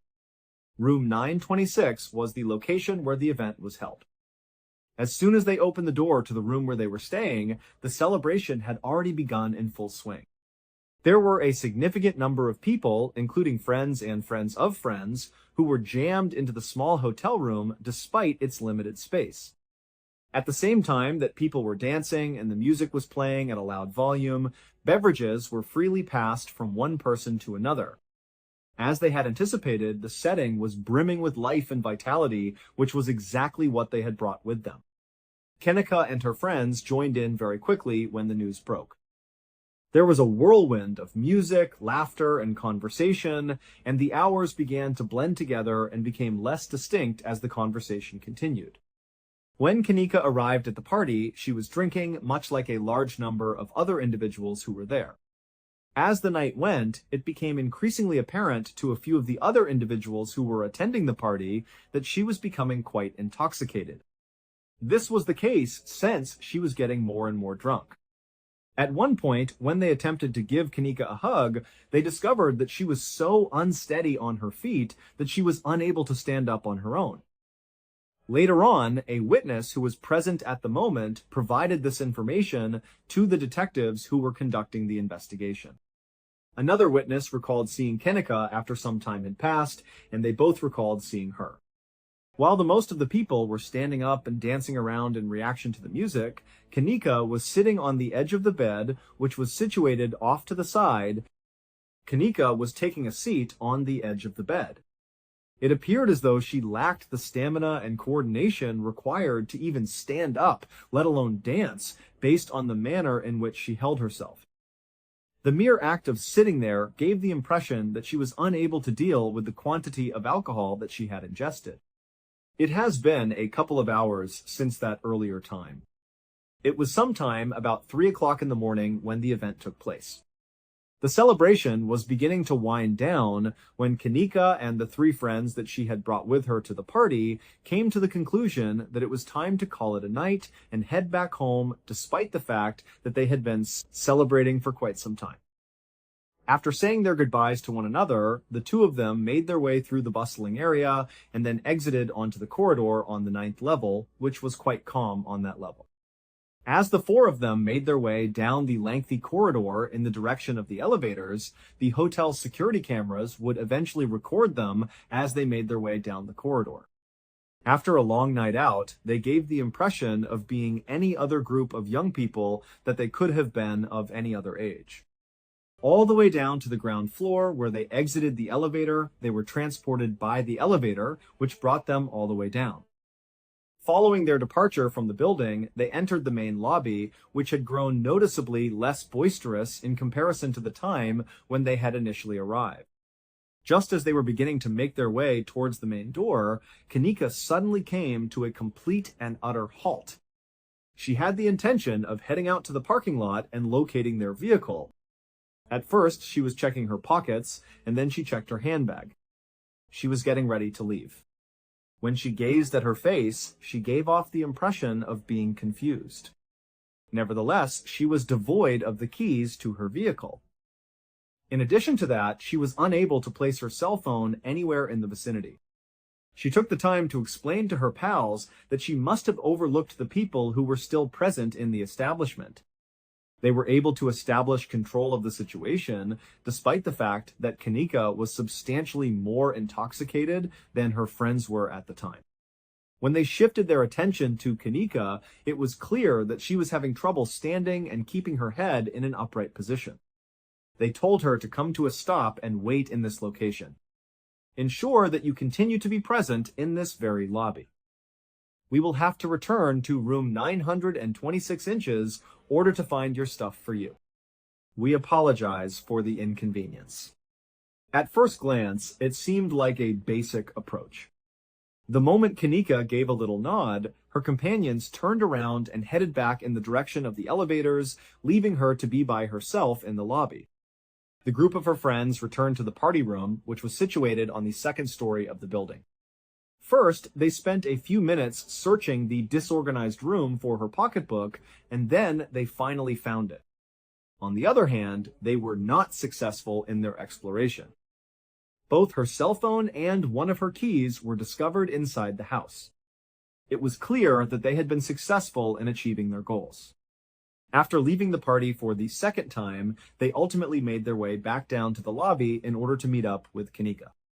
They did this with a sense of relief before leaving the party. Nevertheless, there were no people present in the foyer upon the opening of the elevator doors and their departure from the elevator, because he was no longer present. They looked around, considering the likelihood that she had most likely just gone outside to get some fresh air.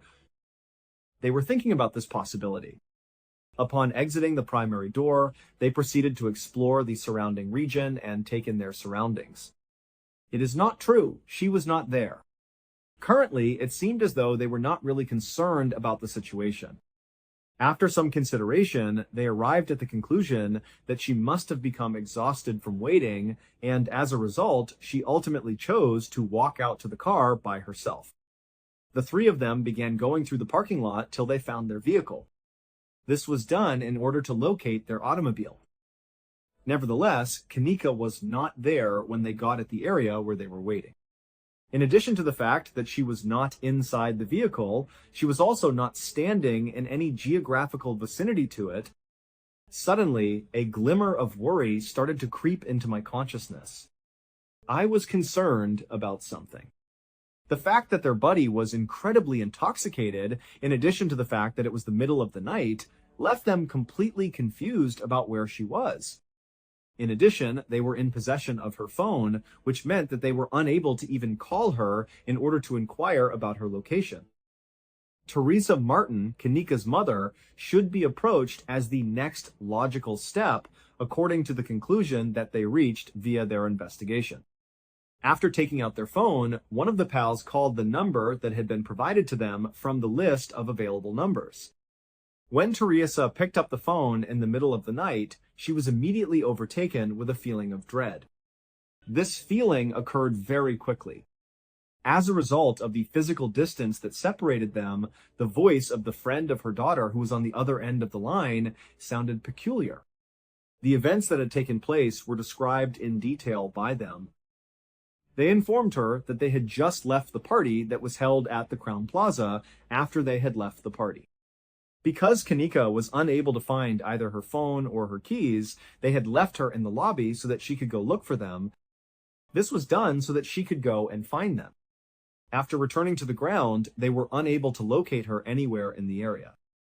Teresa was given the assurance that they had her phone and keys and that everything was probably fine, but they were unable to locate Kanika. Teresa was offered this assurance.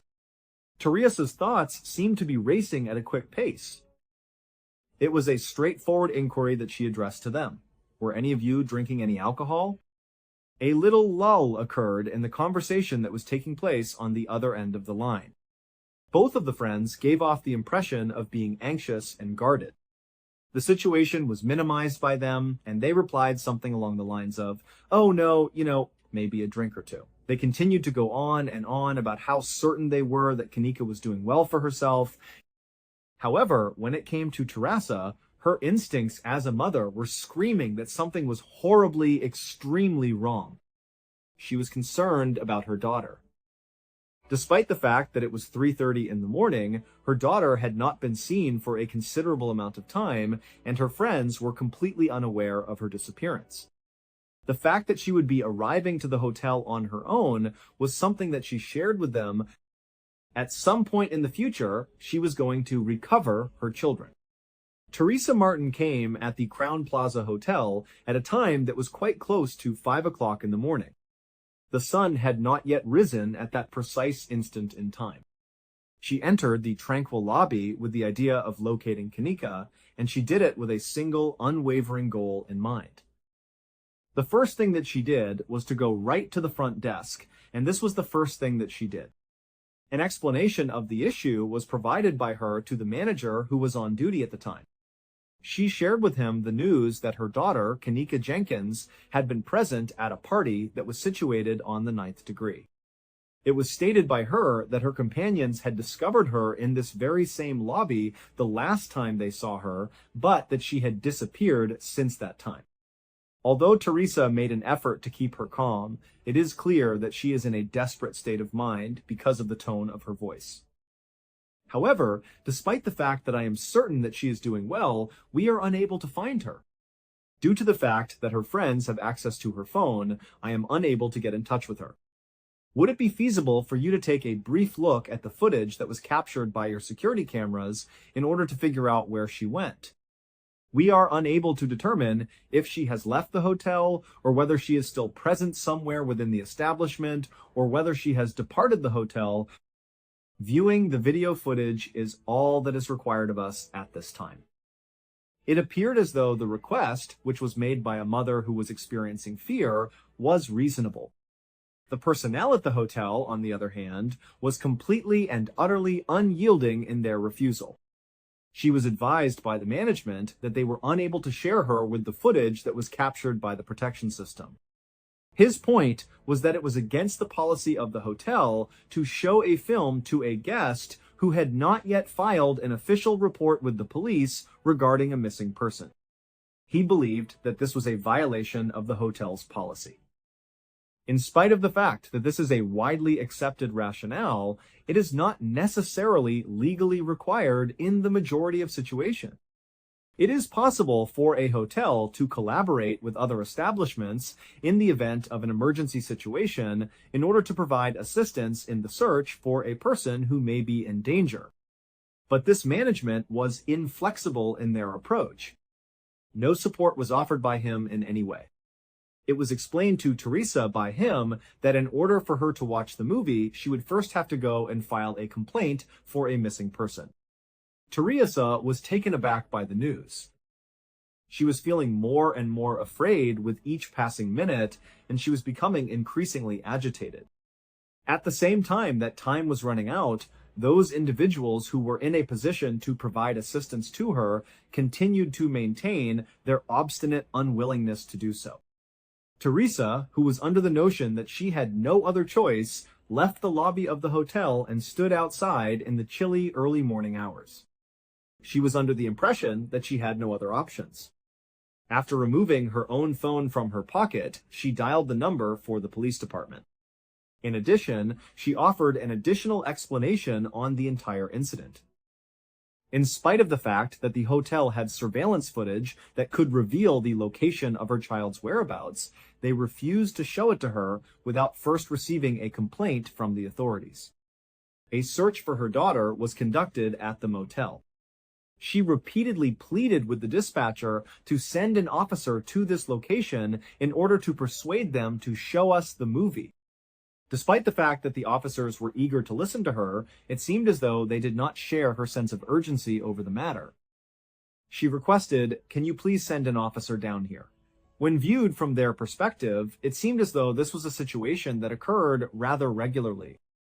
A young person who was 19 years old was present at the party that was being held. Overindulging in alcohol was her habit. She left on her own accord. Every single time it happens to be the case. Teresa was advised that her daughter was most likely with other friends and that it was possible that she had returned to a separate room in the hotel in order to get some rest. Teresa was also informed that it was possible that her daughter took a nap. They advised her to exercise patience and wait for a couple of hours before making any decisions. Be sure to check and see if Kanika is present. It is possible that she will call them once again in the event that she has not yet arrived by that time. Teresa was now feeling a double dosage of frustration as a result of the situation. In the beginning, there was the hotel, and now there are the police. Nobody took her seriously. She was not being taken seriously. At first glance, it seemed as though no one could possibly comprehend the terror that she was going through. During the time that the sun was just about to rise, her daughter had been absent for a substantial amount of time. She came to the conclusion that she would go out and look for Kanika on her own in the case that no one else was ready to help her search for her. In no way was she going to do nothing but wait around. There was no way that she would do that. At the same time as she was making her way back into the hotel, her determination got greater. Following her ascent into an elevator, she made her way to the 9th floor, which was the location of the party that had been hosted earlier. Initially, she started pounding on doors at one end of the hallway, and then she worked her way to the opposite end of the hallway. From door to door, she knocked on each and every one of them. She went door to door. In the event that she received a response, she would question as to whether or not the individual had seen her daughter Kendall. She would query as to whether or not she was there in their chamber by describing her through the use of her description. There was a significant amount of time that she spent walking around the floors of that hotel. As she made her way from the 9th level to the 8th floor, and then from the 8th floor to the 7th floor, she not only questioned every person she saw, but also knocked on every door she encountered. She was a single mother who was on a mission. She was frantic and frightened about the situation. Despite this, she was not making any headway at all. It was impossible to find Kanika anywhere. This continued to take place all throughout the morning and into the afternoon, even after it had already begun. After Kanika had been seen for the remaining time, the administration of the hotel eventually found out where Teresa was located at roughly 1:15 inches the afternoon. This was nearly 10 hours after Kanika had been seen for the last time. They came to the realization that she was actively searching for her daughter by going from one residence to another in an effort to find her. In addition, rather than offering to help her, they went ahead and reported her to the authorities. They not only filed a report of trespassing against her, but they also issued an order that she be removed from the residential property. In light of this, law enforcement officers arrived at the Crown Plaza for the second time on that particular day. Nevertheless, they were present this time in order to deal with Teresa during this particular instance. As soon as she encountered the law enforcement officers, she was presented with a fresh opportunity. It was with great urgency that she approached them and pleaded with them to reconsider their decision. "My daughter has not been seen or heard from since 10 hours ago. I have not been able to locate her. I myself am in possession of it. We are currently in possession of her keys. My attempts to get in touch with her have been unsuccessful. It would be really appreciated if you could request that the hotel give you a copy of the surveillance film." After being approached by a mother who was obviously not going to give up, the police officers complied with the request this time around. Teresa accompanied the officers as they made their way to the front desk, where they gave the manager the information that they needed access to the CCTV film. After receiving their request, the staff at the hotel showed them the footage that they had requested.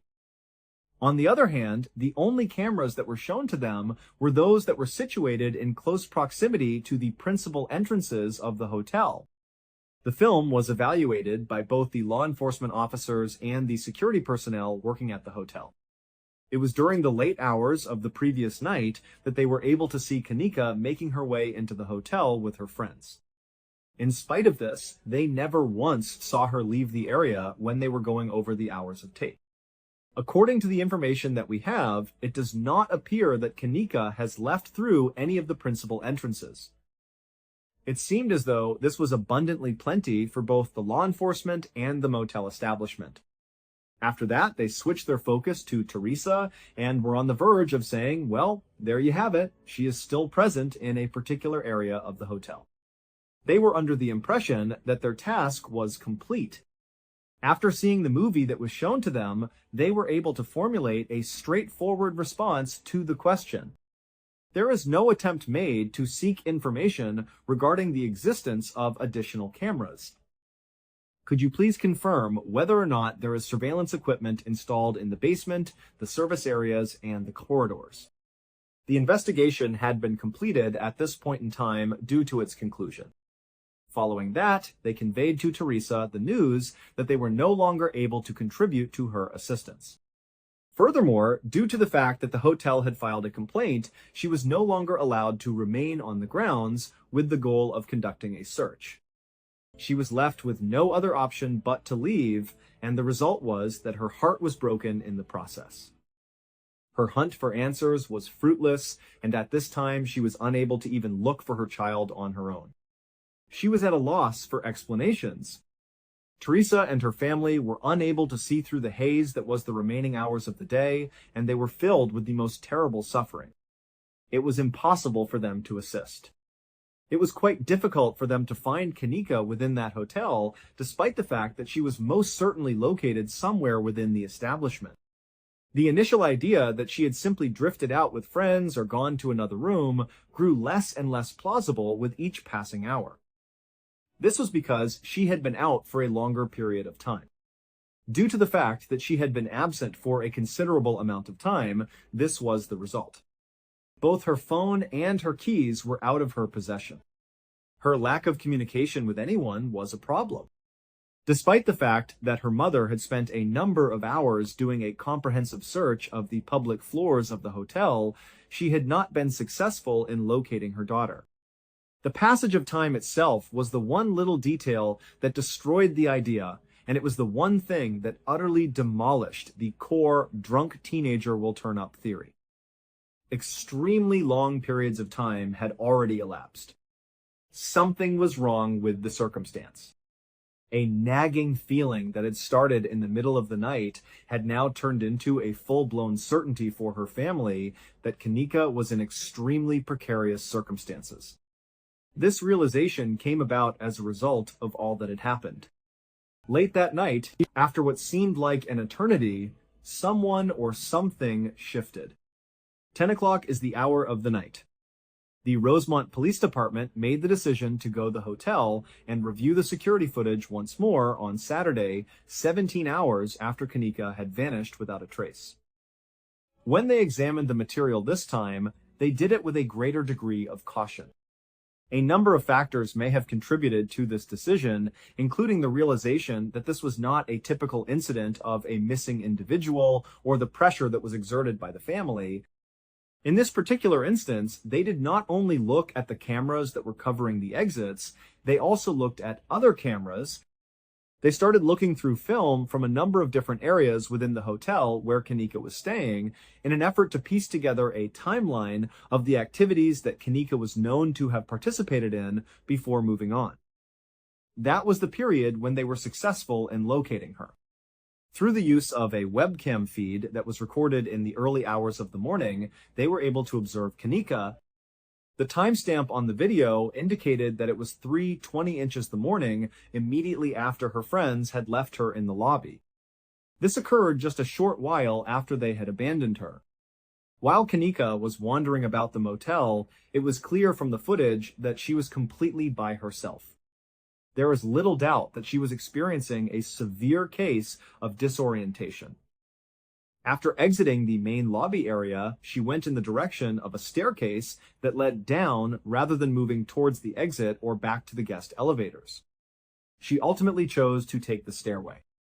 The stairway was followed by her until she reached the bottom of the stairs. After making her way down the steps, she found herself in a part of the hotel that was not designed for use by guests. She might be found in a service corridor that was situated on the basement level of the main building. It was observed that she was walking along a lengthy corridor that was completely devoid of any individuals at any point over the course of the video. It was impossible for her to stand for an extended period of time. While she was lurching forward, she was making an effort to stabilize herself by crashing against the wall whenever she moved forward when she was moving forward. It appeared as though she was confused and disoriented. Immediately after that, the camera caught her as she rounded a corner and entered a large kitchen that was constructed out of stainless steel. This kitchen was not used at all throughout the time that it was being restored. To put it another way, it was essentially abandoned to the point that it was practically abandoned. In the course of her journey around the empty kitchen, she came across ovens and counters that were not being utilized by anyone. It was at that very moment that she stepped away from the camera's line of sight, which was situated at the opposite end of the kitchen. When the shot was taken, she was no longer showing up. The authorities maintained their monitoring efforts, employing a number of different camera angles in their investigations. In contrast, she was never captured on any other camera again after that point in time. Following the time when she left the kitchen, there was no more sighting of her. Now that they had a specific location from which to carry out their duties, the authorities were completely aware of the tasks that they needed to complete. Following their departure from the security office, they dashed straight down to the basement of the hotel, where they remained until they were no longer in danger. The exact halls that Kanika had gone through a few hours earlier were traversed by them as they made their way through the same vacant corridors. After entering the kitchen, there was a complete lack of any noise whatsoever. At this point, they began their search. The clock was ticking down to 1 o'clock in the morning, and it was still far beyond midnight. It was precisely the morning of Sunday. It had been close to 24 hours since Kanika's friends had last seen her. This meant that some of them had not seen her in quite some time. In addition, the unfortunate finale of the search for Kanika Jenkins took place in the kitchen where she was being detained. The police officers saw a massive freezer that was accessible to the general population. It was possible for them to open the enormous passageway. In addition to that, they found Kanika hidden away. Her existence had come to an end. As a result of the study, the events that took place during the perplexing minutes that she was dying were pieced together. After she had parted ways with her friends, Kanika, who was in a state of acute intoxication, had drifted off into the distance. After making her way down, she entered the kitchen of the hotel's basement, which was absolutely devoid of any presence. A walk-in freezer of considerable size and of commercial quality had been left on and unlocked for reasons that we may never be able to fully comprehend. The freezer had been left on. There was a door that was open. Kanika, who was probably looking for a spot to relax or rest because she was lost, entered the entryway. She must have been looking for a location to do so. The heavy door, which was constructed to close tightly and was insulated, swung shut behind her once she had left the room. Due to the fact that the door had already been shut, it would have been incredibly challenging, if not impossible, for someone in her position to open the door from the inside. Despite the fact that the majority of current refrigerators come equipped with an integrated safety release mechanism, it is extremely plausible that Kanika was unable to locate it or even realize what was happening place. Her death was brought on by hypothermia, which was brought on by the fact that she was confined inside the icy environment. Kanika's death was determined to have been the consequence of an accident, according to the official verdict of the medical examiner. Alcohol and topiramate, a medication that is taken for epilepsy and migraines, were discovered as significant contributory factors when it was concluded that hypothermia was the cause of death. Hypothermia was also recognized as the cause of death. From the perspective of her family and a sizable portion of the broader public, however, the narrative was not as straightforward as it may have appeared. The announcement of her passing and the unusual circumstances that accompanied it aroused an anger of unparalleled proportions. Irreverent circumstances surrounded her passing. The information that was brought to light regarding the hotel, as well as the initial response that the police department provided to the matter, shocked and outraged the general population significantly.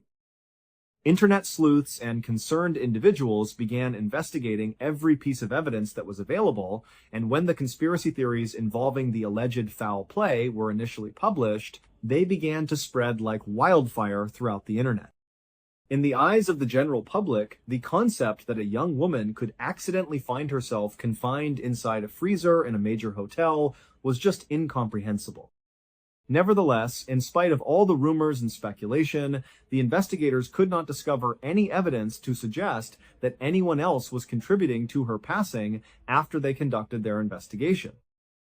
The most significant and puzzling question that has not yet been answered, on the other hand, has nothing to do with a conspiracy.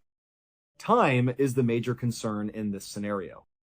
On the day when Teresa, Kanika's mother, arrived at that motel, it had been just 2 hours since Kanika had vanished without a trace. Earlier, she had urged with the employees to have a look at the surveillance cameras. When she was in a difficult situation, she had pleaded with them to help her. They were not in agreement. The police, upon receiving her call, did not take her worries into consideration and instead asked her to wait for additional instructions. On the other hand, what if they had looked at it? What would have happened if, at 5 or 6 in the morning, when Teresa was the first person to raise the alarm, the workers at the hotel had simply gone through all of the footage? As a result of their presence, they would have seen Kanika making her way into the basement by accident. They might have found her in the kitchen, which was a possibility considering the circumstances. A maximum of a couple of hours would have been the maximum amount of time that she would have spent in the freezer prior to that crucial period.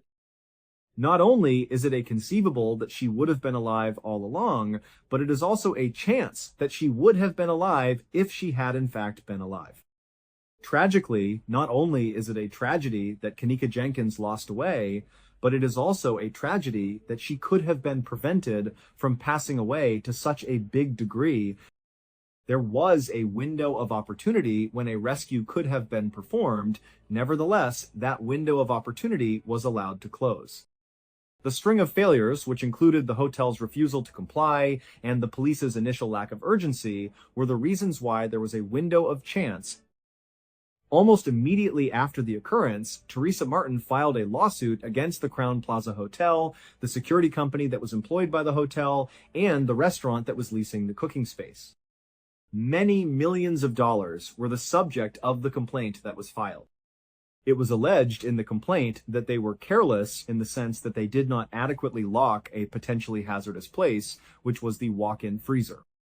In addition, it was asserted that the fact that they did not respond promptly to her requests for assistance was a direct factor in the passing of her daughter. Following a protracted legal struggle, the matter was ultimately settled out of court for a sum that was estimated to be greater than $6 million. Despite this, there is no amount of money that will ever bring Kanika back or erase the dreadful what-ifs that will continue to afflict her family. Neither one of these items is feasible at this time. They are left with the disheartening reality that the system that was intended to protect individuals failed their daughter at every single point of the process. They discovered that they were in this predicament without knowledge. In the final eerie film, Kanika can be seen wandering through the hotel's chilly and deserted hallways by herself. This footage serves as a heartbreaking final tribute to a life that was cut too short. In addition to this, it serves as a sobering reminder of how a series of decisions made by bureaucrats that appear to be of little significance can result in the most disastrous of outcomes. I want to express my gratitude for your presence here today. If you watched the program that was broadcast today, I would appreciate it if you could share your ideas with me in the comments area. Also, bear in mind that we have a whole playlist of episodes of true crime waiting for you to watch in one sitting right now. You may watch all of these episodes in one sitting. Till the next time we meet again. What's going on? In 2003, a man named Kevin Mannis was the owner of a small antique shop. It was nestled right in downtown Portland, Oregon, sitting near the base of the Burnside Bridge, a spot many considered the main gateway into the city. Because Kevin was in the antique business, his life revolved around finding hidden treasures. He was a regular at yard sales, flea markets, and especially estate sales, always on the lookout for that next unique item he could clean up and sell in his shop. One day, he heard about an estate sale happening at the home of a woman who had recently passed away. She was 103 years old, a Holocaust survivor, and her entire life's collection of possessions was being sold off. Kevin drove over to the house, and when he got there, he saw how they were organizing the sale. Instead of selling items one by one, the organizers had bundled everything into different lots. If you wanted one specific thing, you had to bid on the entire lot it was in. Kevin browsed around, his eyes scanning the various collections of furniture, dishware, and old tools. His attention was eventually caught by one particular bundle designated as Lot 29. Inside this lot were a couple of small, interesting tools that he knew he could easily sell, but there was something else in there too. It was a wooden box, and it had a simple label on it that just said, "Mystery Box." He was intrigued. He didn't know why, but he felt drawn to it. So, he placed a bid on Lot 29, and after a little back and forth with other bidders, he won. He was genuinely pleased with his purchase. He gathered up the contents of Lot 29 and began wheeling them over to his car. As he was carefully loading the items into his trunk, a voice from behind him suddenly spoke up. "Oh," the person said, "so you went with the Dybbuk box, huh?" The word Dybbuk sent an immediate jolt through Kevin. It took him straight back to his childhood. Kevin was Jewish, and growing up, his parents and grandparents would tell him stories about the Dybbuk, a malevolent, wandering spirit from Jewish folklore that could possess the living. They'd often use it as a way to get him to behave. They'd say things like, "You better not do that, Kevin, or the Dybbuk's going to get you." As a little kid, he had been absolutely terrified of these stories. So, hearing this stranger use that word, his curiosity was immediately piqued. He turned around to see a woman standing there, one of the family members from the estate sale. He looked at her and asked, Did you just call this box a Dybbuk box? The woman nodded. Yeah, she said. My grandmother was terrified of it. She always said no one could ever open it. Kevin's eyes went back to the box. It was about 2 feet high and a foot wide, a sort of small wine cabinet. It had 2 little doors on the front that swung open and a drawer at the bottom. A single lock sat across the 2 doors, currently held shut by a small, simple padlock. He looked back up at the woman. Why can't you open it? He asked. The woman just shrugged. We never knew for sure, she explained.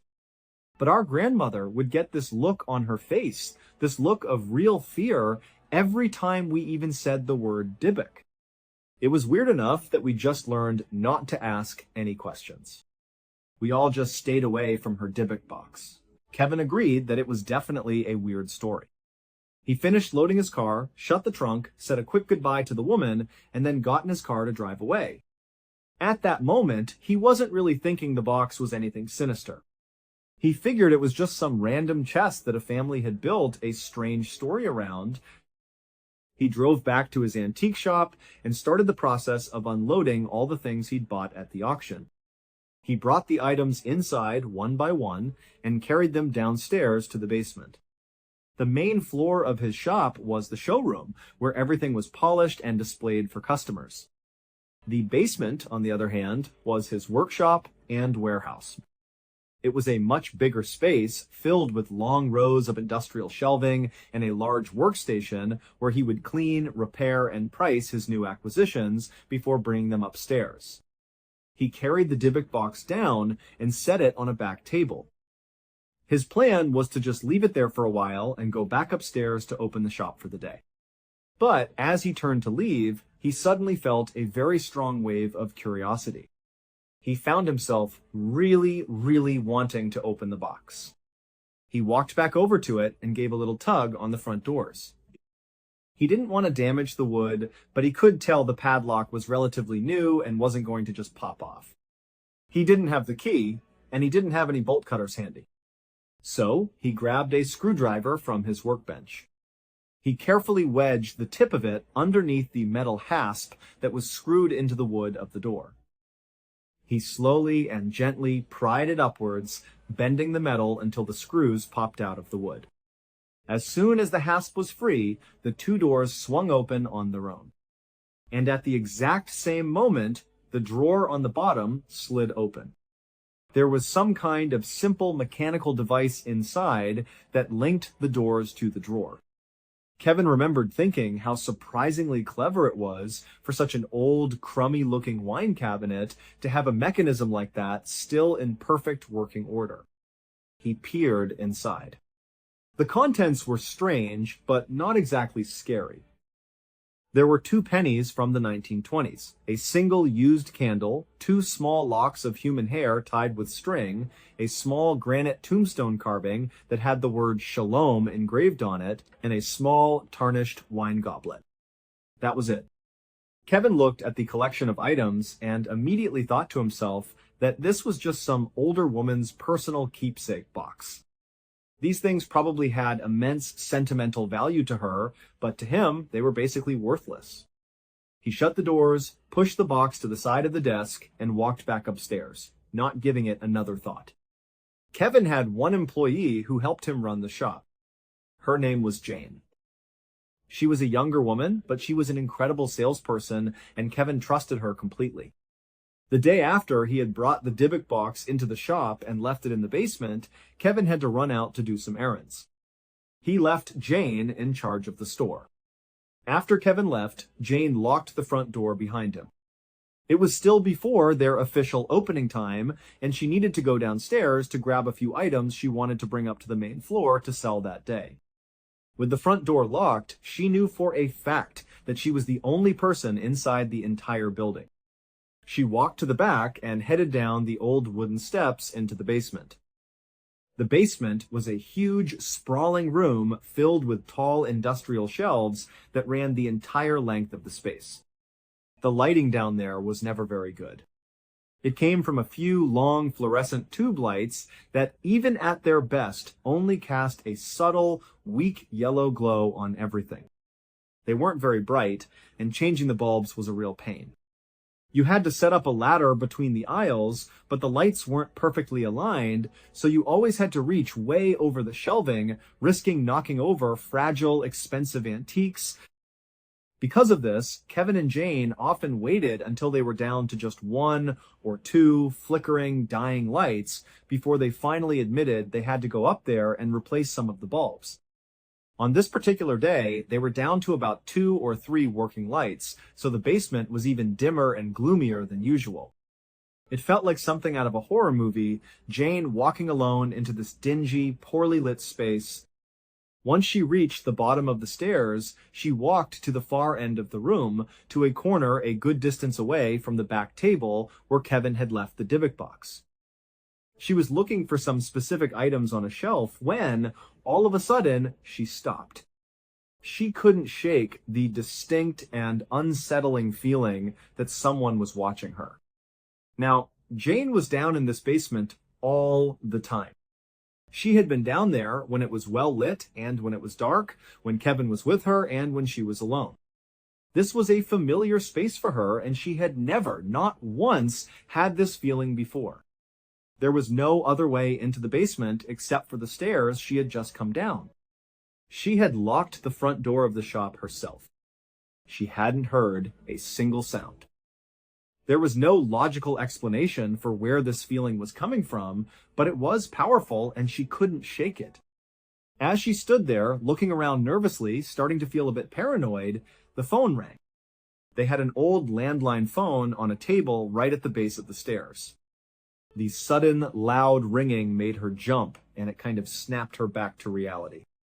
She thought to herself, okay, I'm just getting paranoid. She walked over and picked up the phone. It was one of her friends who was planning on stopping by the shop later that day. As they were chatting, Jane heard a noise from the back of the basement. It sounded like a broom falling over. Imagine a big push broom leaning against a concrete wall, and then it slips and the long wooden handle clatters against the floor. That's the exact sound she heard. It startled her again. She quickly said to her friend, "Hey, let me call you right back," and hung up the phone. She stood at the foot of the stairs, looking down the long, dark aisles of shelving. The sound had come from the far side of the room, back where she had just been. Because the lighting was so terrible, she couldn't see anything clearly. She took a deep breath, trying to calm her nerves, and began walking slowly down one of the rows to see what had fallen over. As she was walking, she heard a loud smash from behind her. She spun around just in time to see that one of the long fluorescent tube lights had fallen from the ceiling and shattered all over the concrete floor, plunging that section of the basement into even deeper darkness. All of a sudden, she had zero interest in exploring the sound of the fallen broom. All she wanted was to get out of there. She turned and started walking quickly back towards the stairs. As she was moving down one of the aisles, a heavy wooden chair that had been sitting on one of the shelves suddenly came flying off of it. It landed squarely in the middle of the path, blocking her way. There was absolutely no way this could have happened on its own. It was a sturdy chair, placed securely on the shelf. It was as if someone had deliberately pushed it. In that instant, she knew her initial feeling was right. Someone else was down here with her. She let out a scream, hurtled over the fallen chair, and sprinted for the stairs. She ran up the steps as fast as she could, but when she got to the top, her heart sank. There was a heavy metal gate that they used to lock up the basement at night for extra security. It was pulled shut and padlocked. This gate could only be locked from the outside, and it required a key. There was no way she could have done this by accident. Now, she was in a full-blown panic. She was trapped in the basement with some unknown person who was throwing things around and breaking lights. She grabbed the bars of the gate and started shaking it with all her strength, yelling for Kevin. She thought maybe he had come back, somehow didn't realize she was downstairs, and had locked the gate as a joke or by mistake. As she yelled, she kept looking over her shoulder down into the dark basement. She could hear more sounds now, more lights falling from the ceiling and shattering on the floor. She was in absolute terror, just waiting for someone to come bounding up the stairs after her. She had no idea what to do. She fumbled for her phone in her pocket and frantically dialed Kevin's number. Meanwhile, Kevin was just making his way back to the antique shop. He was only a couple of minutes away. He saw his phone, which was sitting on the passenger seat, light up and start ringing. He picked it up and saw it was Jane. He answered and was immediately met with Jane's hysterical voice. She was screaming that someone was in the shop, that they were breaking things. Kevin tried to calm her down, saying, slow down, what's going on?"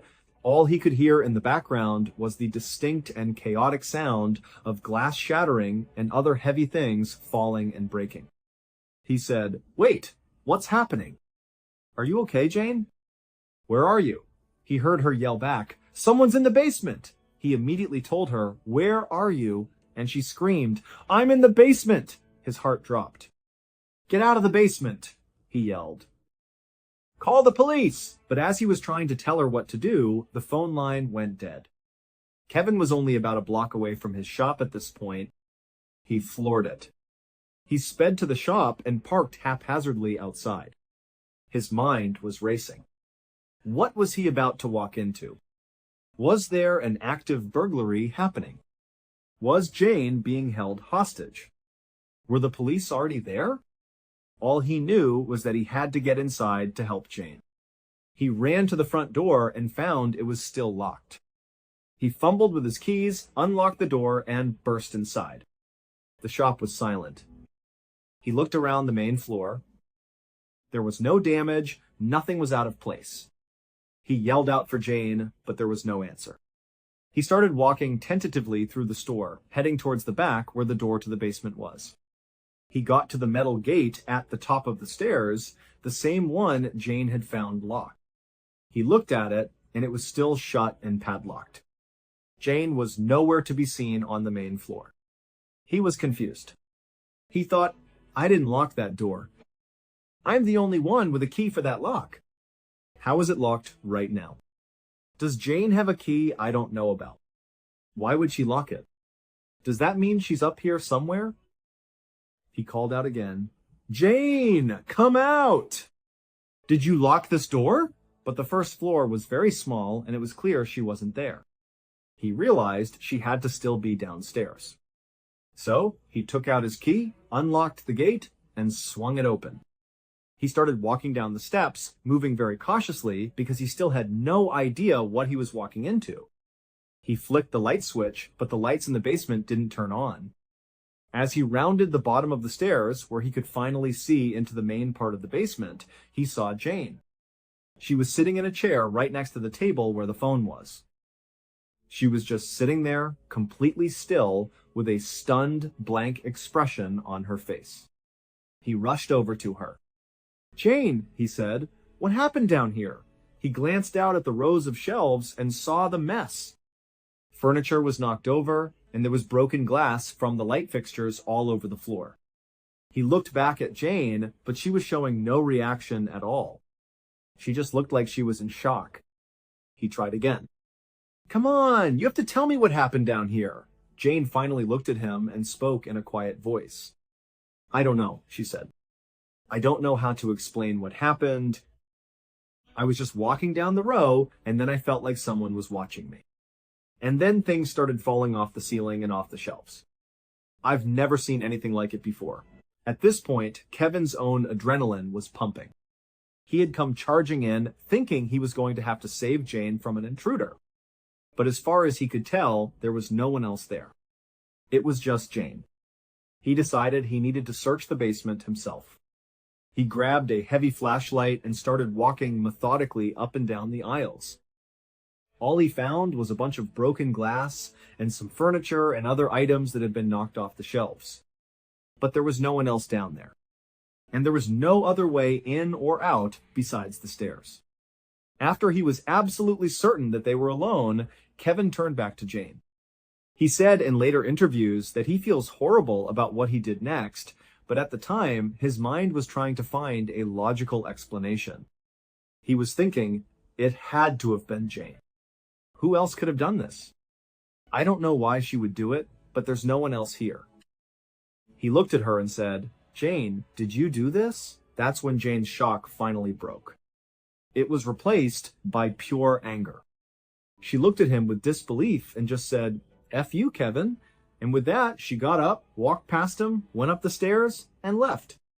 She didn't say another word to him, and she never came back to work. She quit on the spot. At the time, Kevin still believed she must have been responsible, so he just let her go. He wasn't even remotely considering that the Dybbuk box on the back table could have had anything to do with it. Just a couple of days after the incident in the basement, Kevin's mother was scheduled to stop by the antique shop. The two of them had plans to go out for lunch together to celebrate her birthday. As soon as she walked into the shop, Kevin greeted her with a smile. Hey, Mom, I've got a gift for you, he said. He brought over a wrapped box and set it down on a table right in front of his mother, who was sitting in a chair. He unwrapped it to reveal the Dybbuk box. Before Kevin could even begin to explain the strange story behind it, the phone at the other end of the store started ringing. He was expecting an important call. He said, Hold on, Mom, I have to get this. He walked to the back of the store to answer the phone, leaving his mother sitting there alone, looking at the box.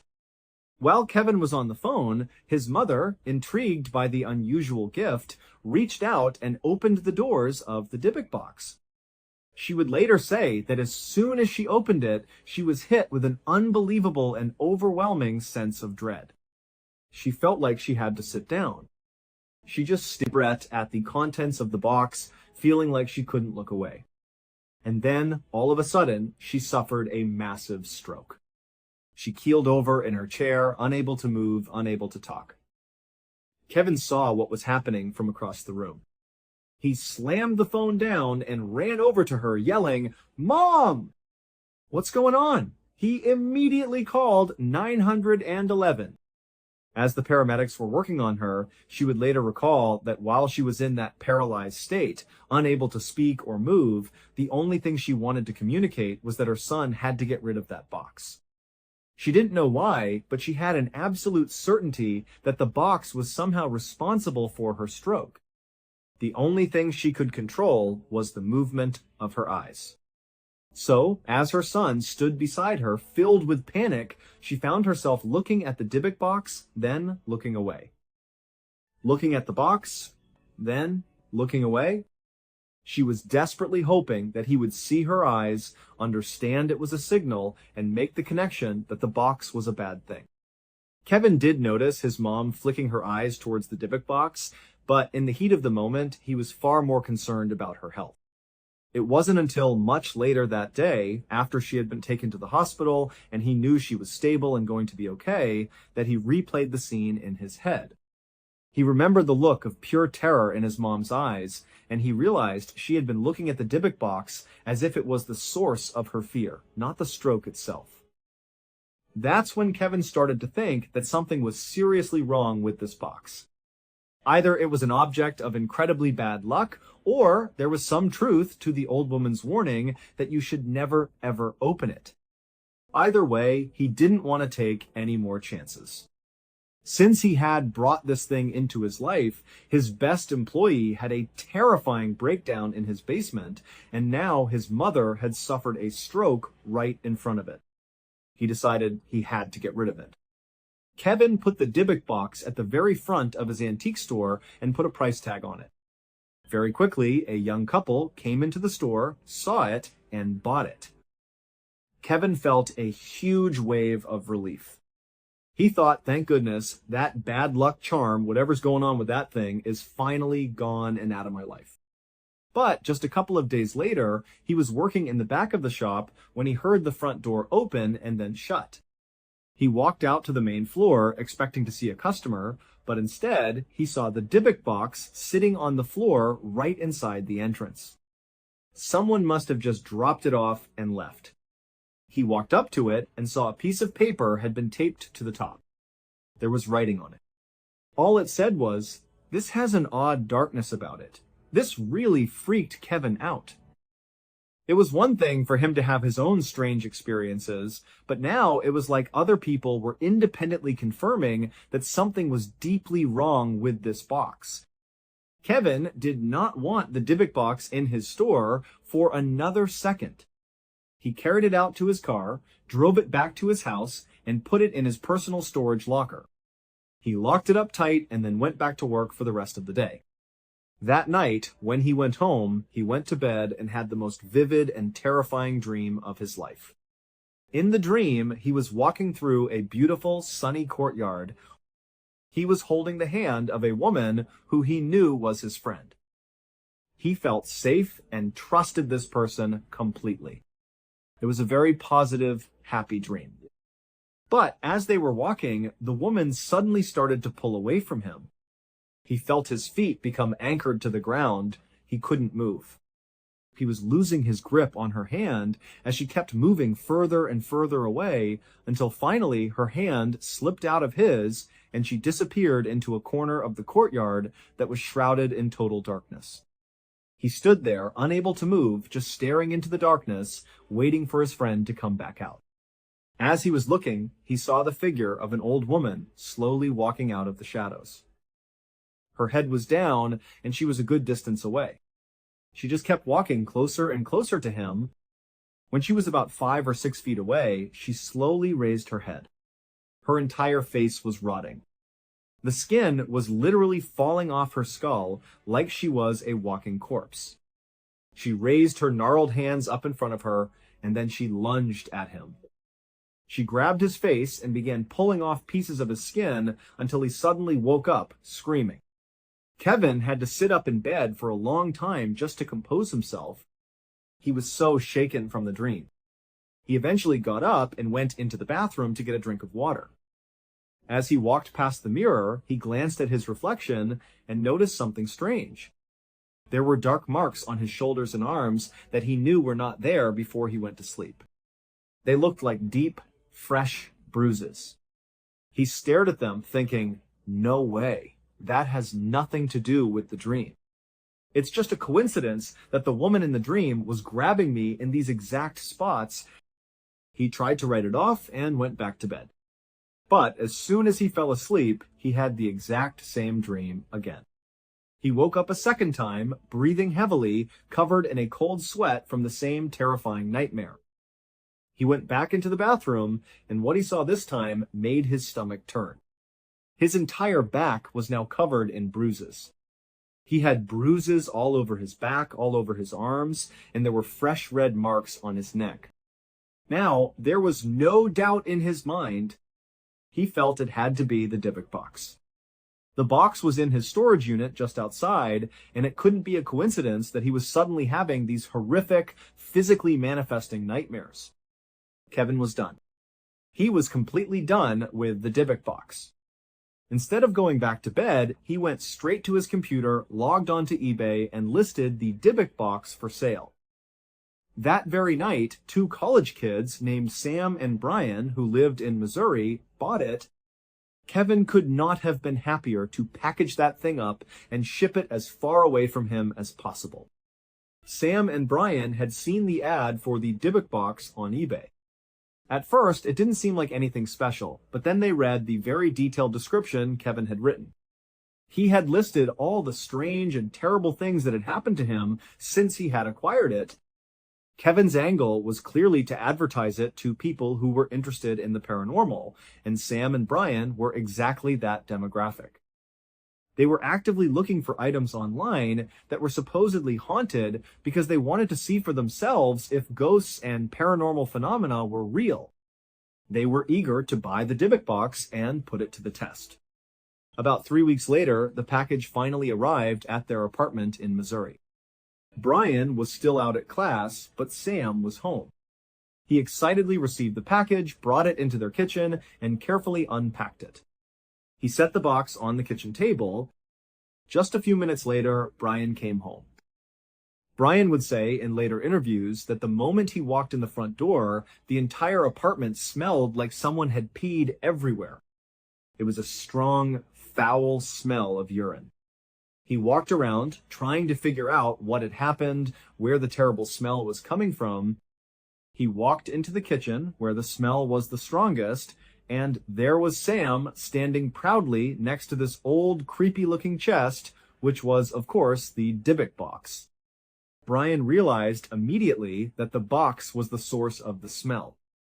He looked at Sam and said, "Sam, do you smell that?" And Sam just grinned and said, "Yeah, that's the smell of ghosts." They were treating the whole thing as a huge joke. Sam even joked about how he couldn't wait to sleep in the same bed as the Dybbuk box. Sam had also started a blog where he was planning to document everything that happened from day one of receiving the box until they either got rid of it or something spectacular happened. For the first 2 weeks, they had the box, absolutely nothing happened. But then, Sam started bringing the Dybbuk box out and leaving it right in the middle of the huge parties they would throw in their apartment. People would spill beer on it, they'd open it up and put random things inside of it, they'd make jokes with it. And it was after they started doing this that they began to see a pretty significant uptick in strangeness inside their apartment. It started with their technology. Sam's laptop suddenly crashed, and the hard drive was completely unrecoverable. He had to buy a brand new laptop. All of their watches, both his and Brian's, just stopped working while they were in the house. No matter what they did, new batteries, taking them to a repair shop, the watches simply would not work. Their Xbox wouldn't turn on, but when they took it over to a friend's house, it worked just fine. It just refused to function inside their apartment. And their toaster, anytime you put bread in it, it would basically incinerate it instantly, no matter what setting it was on. None of these technological issues were particularly frightening to Sam or Brian. They were just frustrating. At first, they didn't even connect them to the Dybbuk box. It was just a weird string of bad luck. It wasn't until the light bulbs in their apartment started bursting in the middle of the night that they started to get genuinely creeped out. Now it was starting to seem like maybe, just maybe, if the box really was cursed, this is how it would manifest. They would replace a light bulb, and a day or two later, it would burst again. They couldn't keep their apartment lit because the bulbs just kept popping. But the worst part was when they suddenly had a massive insect infestation. All these bugs came out of nowhere, from inside the walls, out of the toilets, out of the drains in the sink. They came from behind the fridge, and they all seemed to converge on the Dybbuk box. At one point, the box was literally swarming with insects. It was completely covered. They had to shut the door to the room where they kept it because they couldn't even go in there. Despite how scary and disgusting this was, the boys had become a sort of cool talking point on campus because of Sam's blog, which a lot of other students were now following. They were kind of enjoying the weird notoriety they were getting from it, so they decided they didn't want to get rid of the box just yet. But it wasn't long after the insect infestation that Sam began losing all of his hair. It started falling out in clumps. At the exact same time, he started having a constant hallucination. He kept seeing an old woman in his peripheral vision on either side of his head pretty much at all times. No matter where he went, he had the feeling that someone he couldn't quite see was following him. It didn't matter if he was well rested or totally exhausted, he always saw this shrouded, dark figure that he believed was an old woman. It scared him so much that he couldn't sleep. He began going into Brian's room at night and just sitting on Brian's bed because it was the one place he felt even a little bit of comfort. But even as he sat there, he would still see these dark figures standing on either side of him all night long. Finally, no matter how popular their blog was, it all became too much.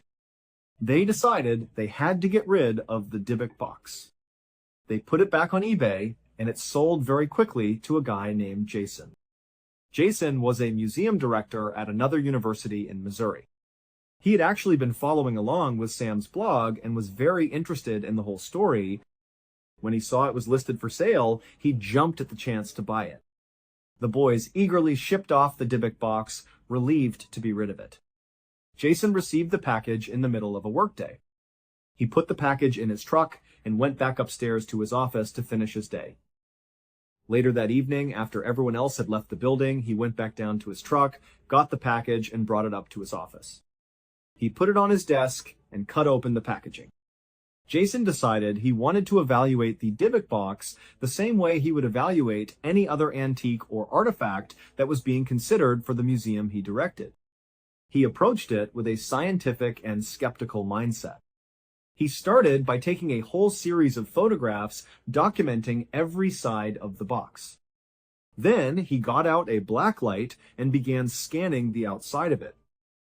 He found numerous traces of wax all over the exterior, which led him to believe it had probably been used in some kind of ritual. Then he took a deep breath, sat down directly in front of the box, popped off the old lock, and opened the doors. The drawer slid out just as it had for Kevin. Jason waited, but he was totally let down. Absolutely nothing happened.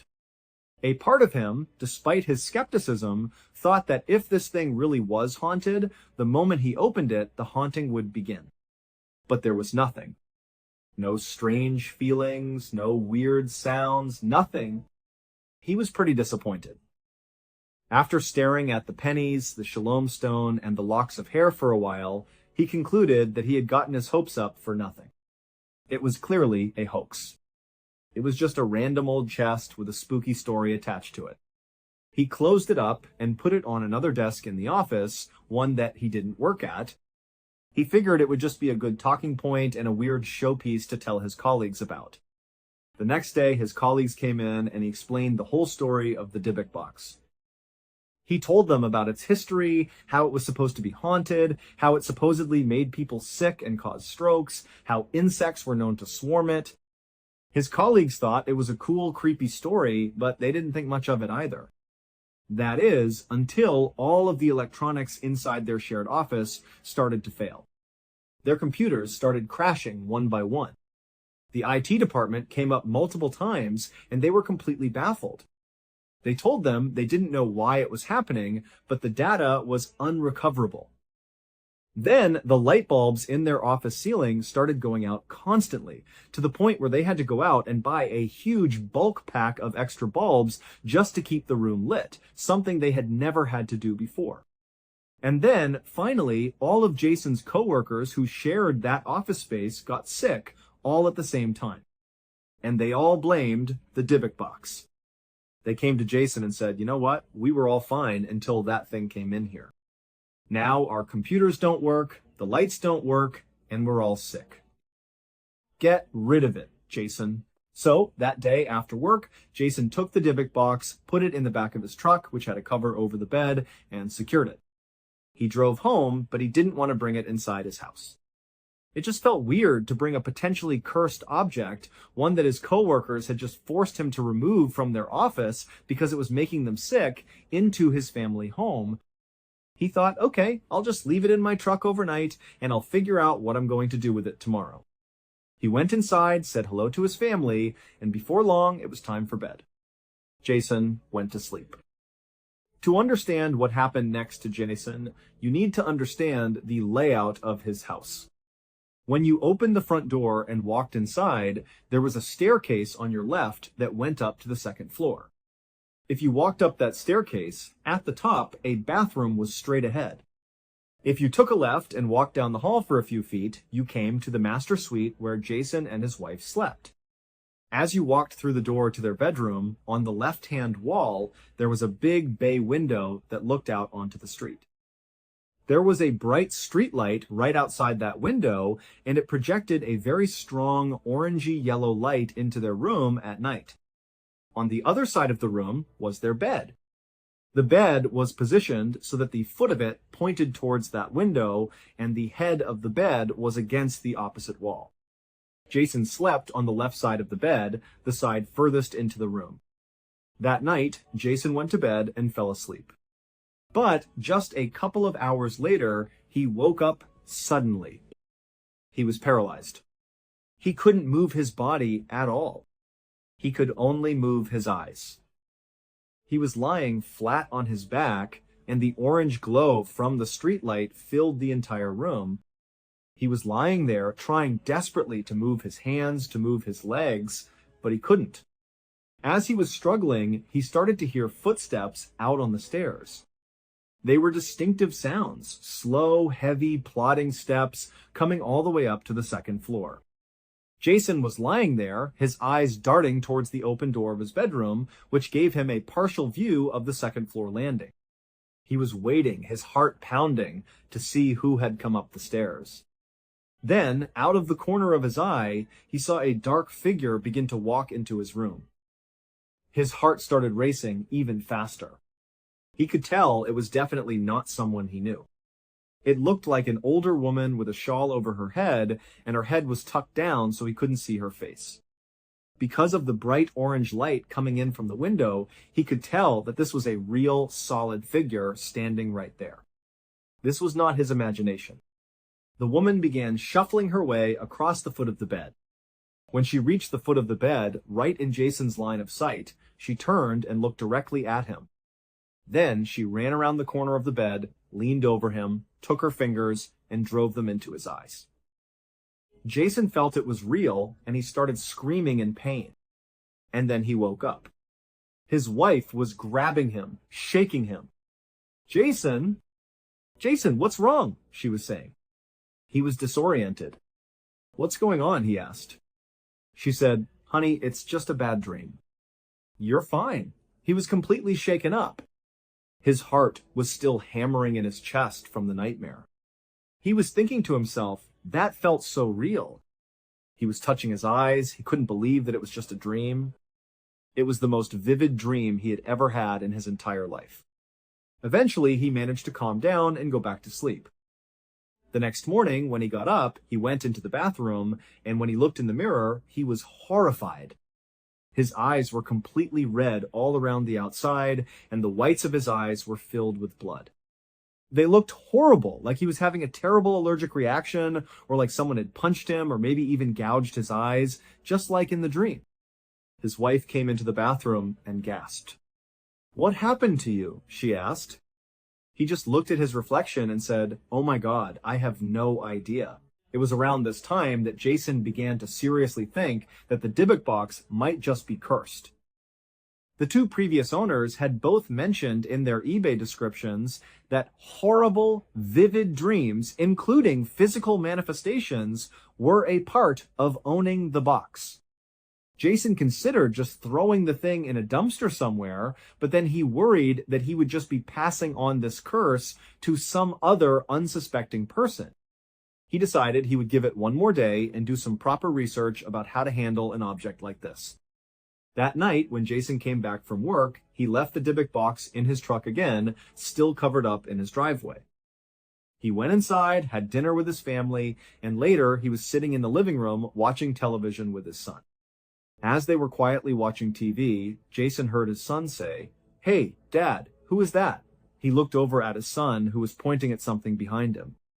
Jason turned around, and standing right behind his chair was the exact same woman from his dream, the woman with the shawl who had gouged his eyes. And then, just as quickly as she appeared, she was gone. Jason looked at his son, his eyes wide. "You just saw that too?" he asked. His son nodded. "Yeah, who was that?" Jason grabbed his son, yelled for his wife, and said, "We have to leave the house right now." His wife came downstairs, confused. "What's going on?" she asked. He said, "I will explain in the car." "We have to take your car." His wife could see how serious and terrified Jason was, so she just said, "Okay." They all got into her car and drove down the road. That's when Jason finally explained everything that was going on with the Dybbuk box, how he and his son had just seen the same woman from his dream, the one that attacked him and made his eyes bleed. His wife and son were now terrified. The solution they came up with was to drive back to their house and drop Jason off. He was going to get in his truck, where the Dybbuk box was still locked in the back, and he was going to drive it a few miles outside of town to a rental property they owned that was currently empty. He was going to put the box in the basement of that house, where it would stay until they could figure out how to properly dispose of it. They didn't like the idea of just dumping it, because if this thing was real, they didn't want someone else to be cursed by it. So, Jason was dropped off. He got in his truck, drove to the rental property, carried the box into the basement, sealed it up, and then drove back to his house. Once Jason got back home, his wife and son returned as well. That night, Jason went on eBay and found the contact information for Kevin Mannis, the original owner of the box from the estate sale. He called him that night, and to his surprise, Kevin actually picked up. The two of them spoke at length, and Kevin ultimately agreed to help Jason find a way to properly dispose of the box. What Kevin offered to do was to drive back to the house where he had originally bought the box and see if he could find any more information about what it was and what to do with it. The next day, Kevin, the antique shop owner, drove back to the house from the estate sale. He knocked on the door, and an old woman answered. Kevin introduced himself and said, "Hi, I was here not too long ago, and I purchased lot 29, the one that included that Dybbuk box. I was hoping to get some more information about it." The woman's face immediately changed. She said, I told my family not to sell that. I know what was inside of it, and I know you're not supposed to open it. I tried to tell them, but they didn't listen. I really hope you didn't open it. Kevin's heart sank. Actually, he said, I did open it. He then described all the horrible things that had happened to him, and he told her about selling it and how all the subsequent owners had suffered, leading up to Jason in Missouri, who was now desperate to find a way to contain it. That's when the woman, whose name was Sophie, described what was actually inside the box. Sophie said she had lived in Poland before World War II with her cousin Havila, who was the woman who had passed away. She said that at the time it was all the rage to have seances and try to talk to spirits. They would just do it for fun. Sophie, Havila, and their mother would gather around a table. Havila had even made her own Ouija board by stitching letters onto a blanket that they would drape over the table. They would all hold a pendant that was suspended by a chain and ask questions, hoping a spirit would move the pendant to spell out answers. Sophie said for a long time, nothing ever happened. It was just a silly game. But one time, it worked.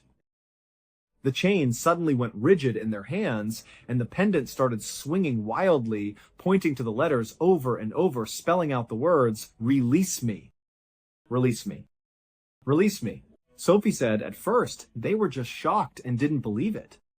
But then they started to worry. What if it was a Dybbuk, a malevolent spirit, and if they didn't help it, it would find a way to attach itself to one of them? Sophie said they devised their own ritual. They decided to release it, but to release it into an old wine box that they could shut and lock. And that wine box became the Dybbuk box, the very same one that was sold to Kevin. Kevin told Sophie, "What do we do? We've already opened it." And she said, "You need to contact a rabbi." And so they did. Jason and Kevin worked with a group of rabbis who were able to perform a ritual to reclaim the Dybbuk inside the box. They locked it, sealed it, and put it away in a secret location where it has supposedly been ever since 2003. And apparently, since it's been sealed off, both Jason and Kevin have said they have experienced no more strange or demonic activity. And they say they never plan to tell anybody where the box is because they don't want anyone else to ever have the opportunity to reopen it and deal with all the horrible things that they went through. Thank you so much for watching. Let me know what you thought of today's episode in the comments. And remember, we have a whole playlist of true crime episodes ready for you to binge right now. Until next time, see ya.